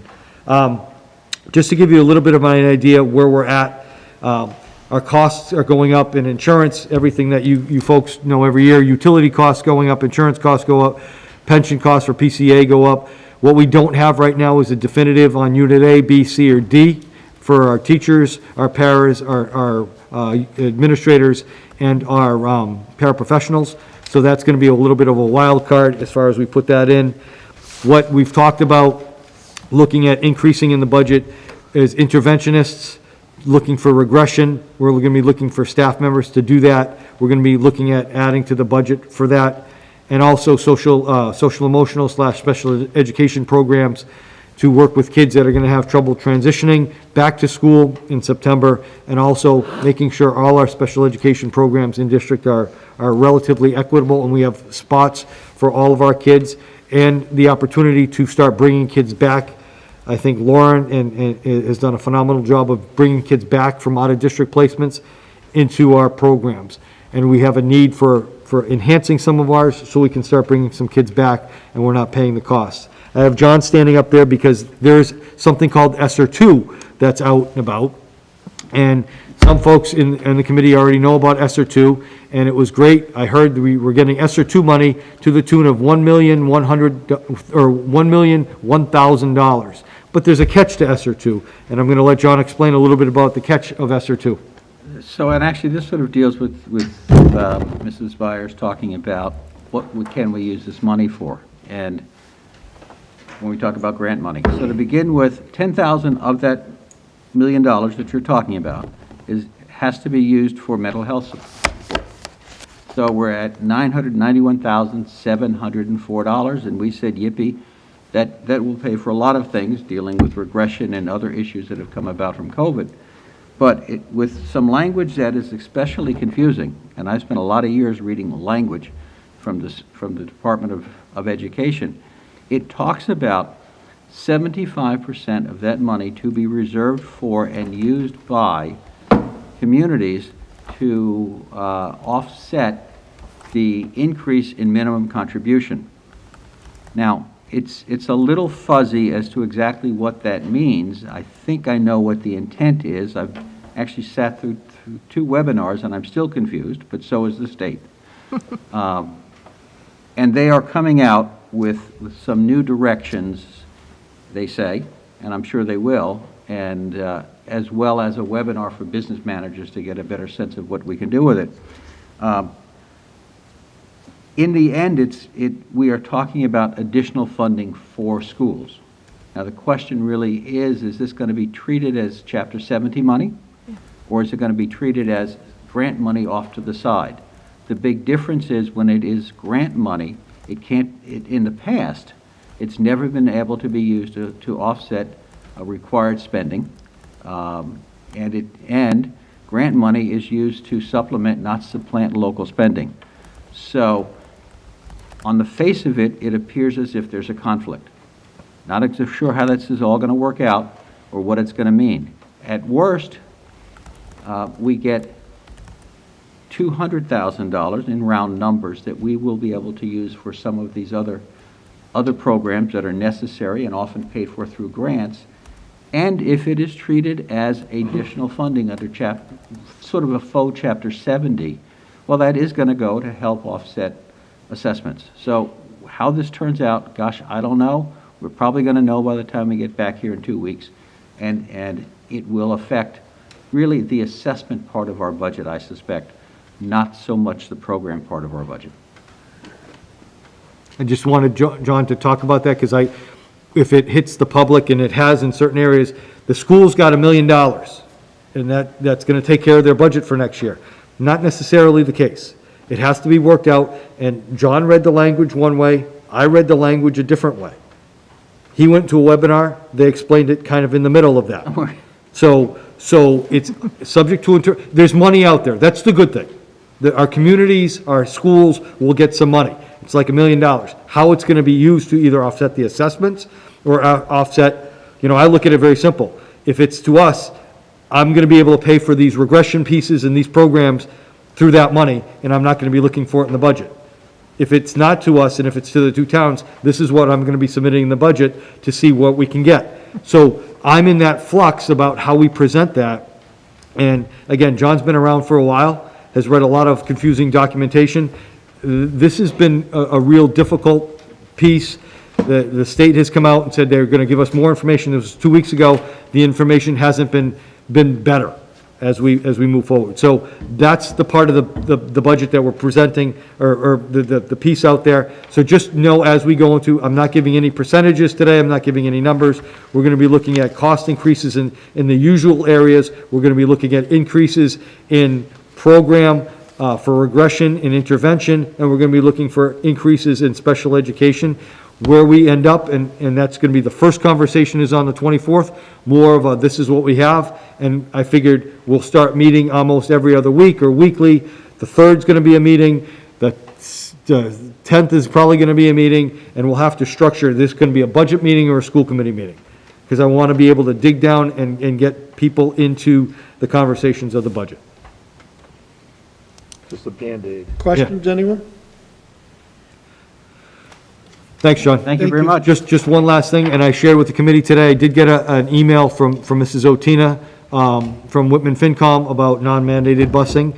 I'm going to ask members from the school committee, from selectmen, from the FinComs to a meeting next week. It's going to be a meeting, an informational meeting. It's not going to be, if all of us come, we're not deliberating, but I want to hash out how we get to our transportation numbers, what that looks like.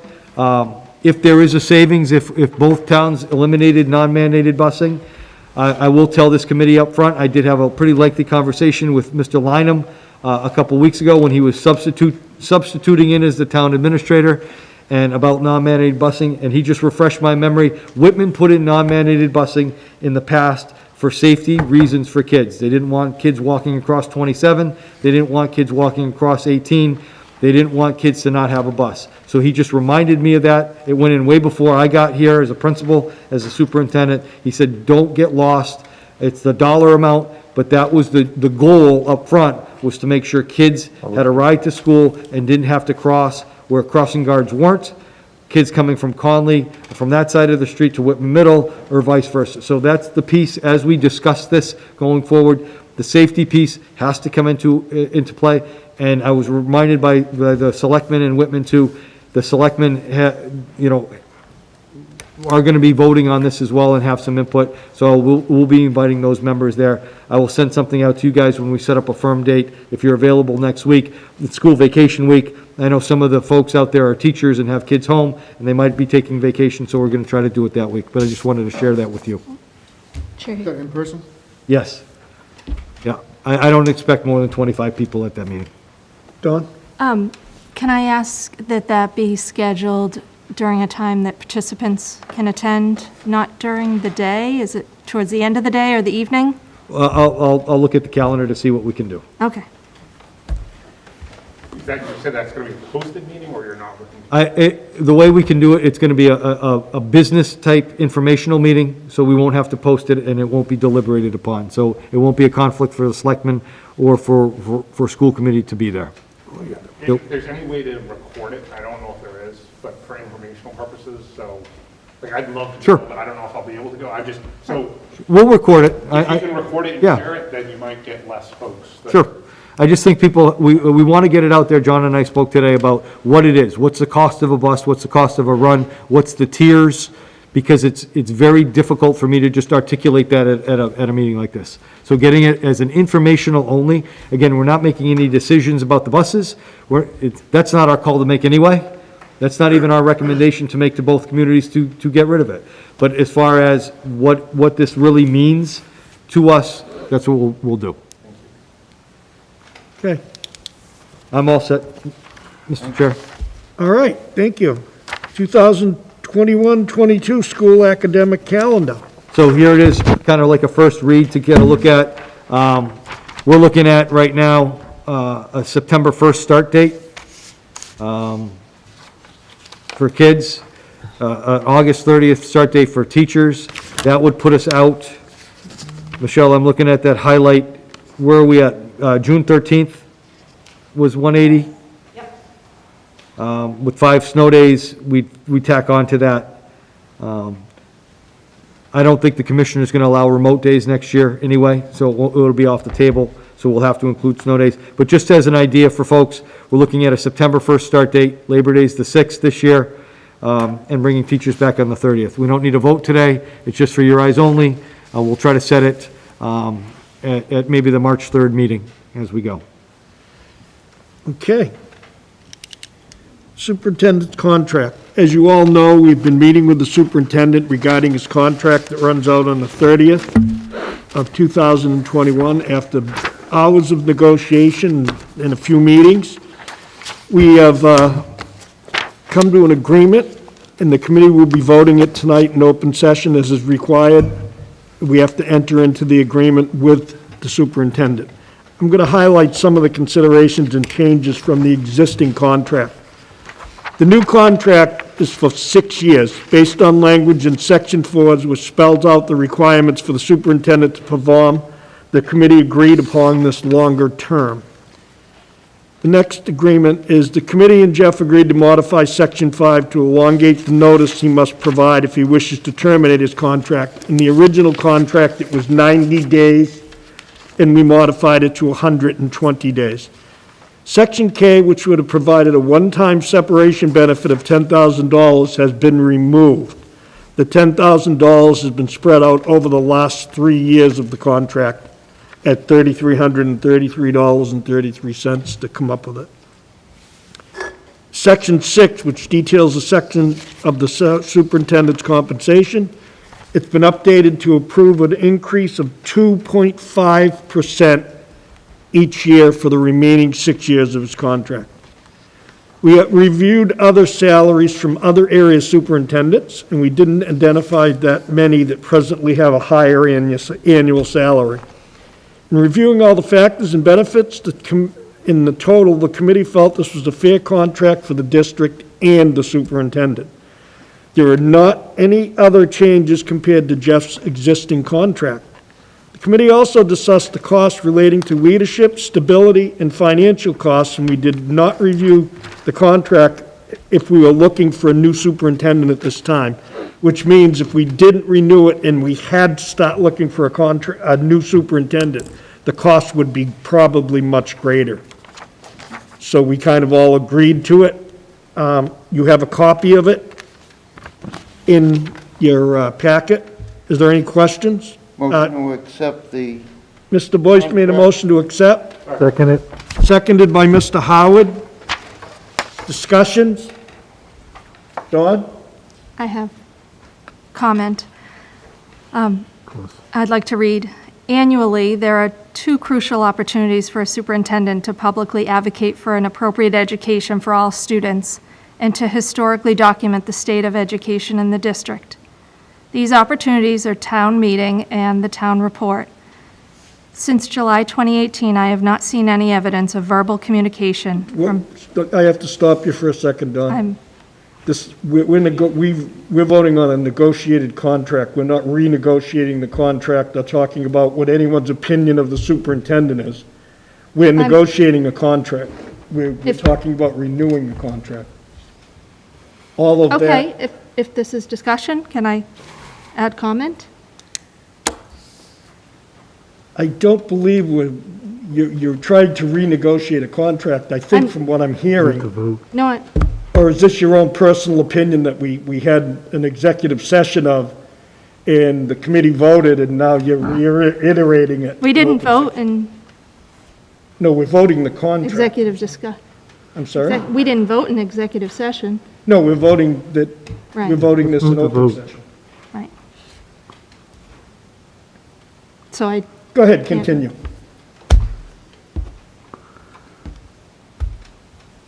since July 2018, I have not seen any evidence of verbal communication from district leadership at town meetings or written communication in the annual reports. If you read the 2019 Whitman or Hanson Annual Town Report and wanted to see a historical snapshot of the state of our schools pre-pandemic, you would not see any written account of the dire circumstances we faced when more than $1 million was cut from the operating budget and 19 staff members were laid off. So point of order, Mr. Chairman. I'm reading the contract. What are you reading? Should make it a public comment. I just move to vote. No, but I think the motion was to vote the contract. Contract. What do you- I'm- There's discussion. I thought I could make a comment during discussion regarding, As The long as you contract. stay discussing the contract. okay. Where is that in the contract? I Yeah. got lost. Sorry, I'm trying to follow along. What are you reading?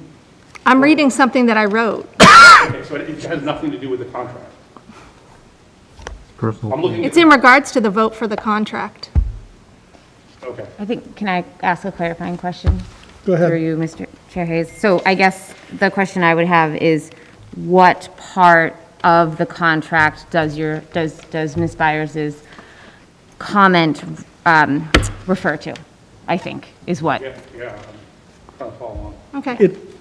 It sounds more like an evaluation point that you're making, Dawn. Just move to vote. This is the comment. I say move to vote. Okay, I have to take the vote. I had a motion, I didn't hear a second. there were two seconds. Second by Mr. Howard. I'm sorry, Chris, you're correct, you're correct. Is there any further discussion directly related to the contract?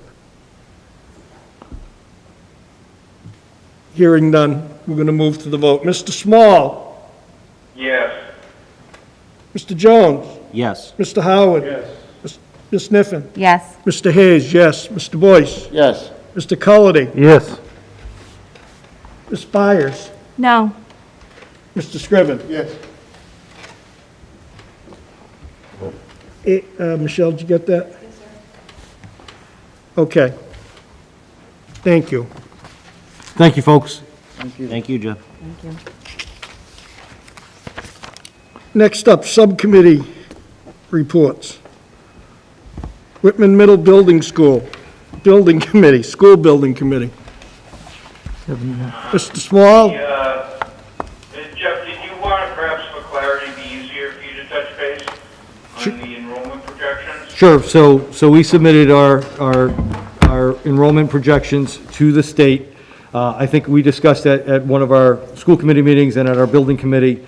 The state came across from MSBA with an appropriation or an enrollment projection of 586 students for a 5 through 8 building in Whitman. They looked at, by 2030, the average class size in Whitman at each grade level will be about 150 students.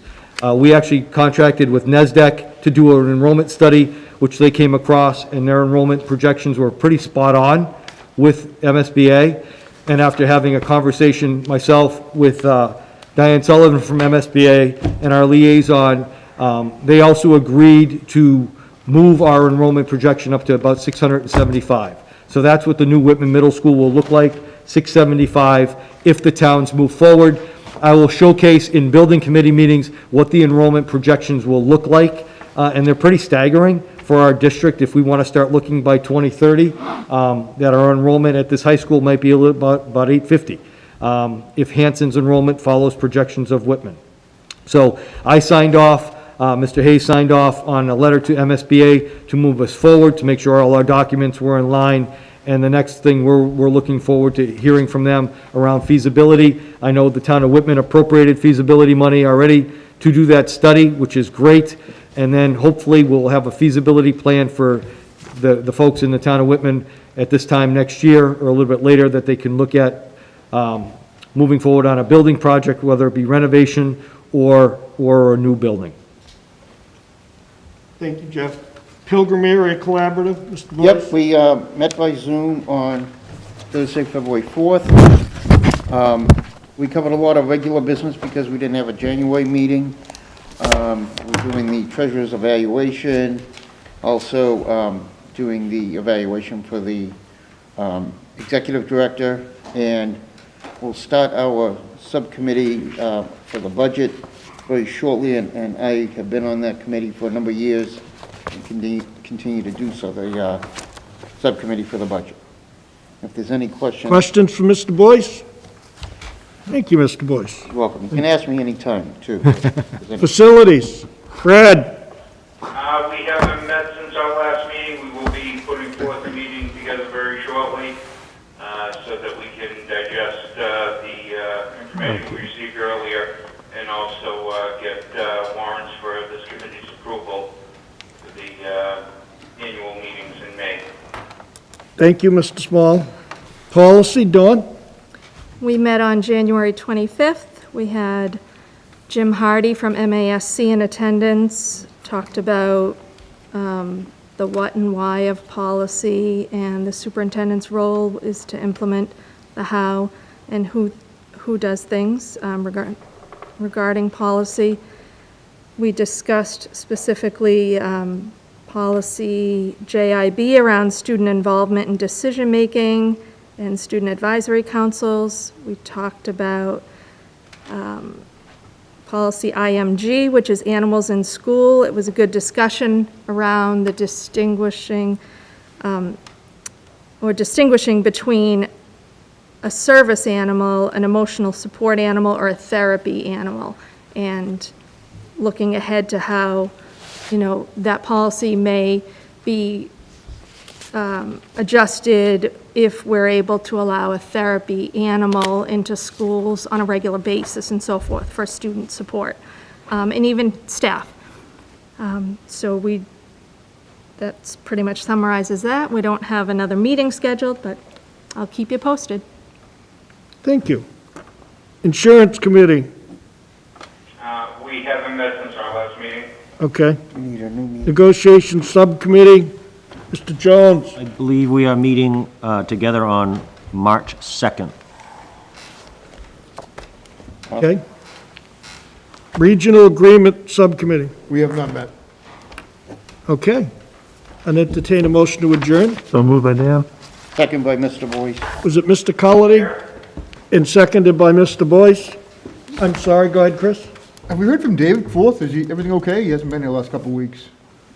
I didn't hear, I heard from him at the last meeting at about 5 minutes of 6 or somewhere in that vicinity. And he said he couldn't attend. I haven't heard tonight, but I don't have my iPad with me. And the last, usually I get a message from email. I'll check it right now. I think Mr. Small had a question, too. Bob, I think Fred had a question. I'm sorry? If we haven't entered into adjournment, legislative update? Oh, go ahead. Fred, we're already we'll hold that till the next meeting. Hold that till the next one, Fred. Okay. Okay, I have a motion and a second. Mr. Small? Yes. Mr. Scriven? Yes. Dawn? Yes. Bob Hayes, yes. Hillary? Yes. Mike? Yes. Chris? Yes. Mr. Boyce? Yes, We're adjourned. Thank you, everyone. Thank you, folks. thank you.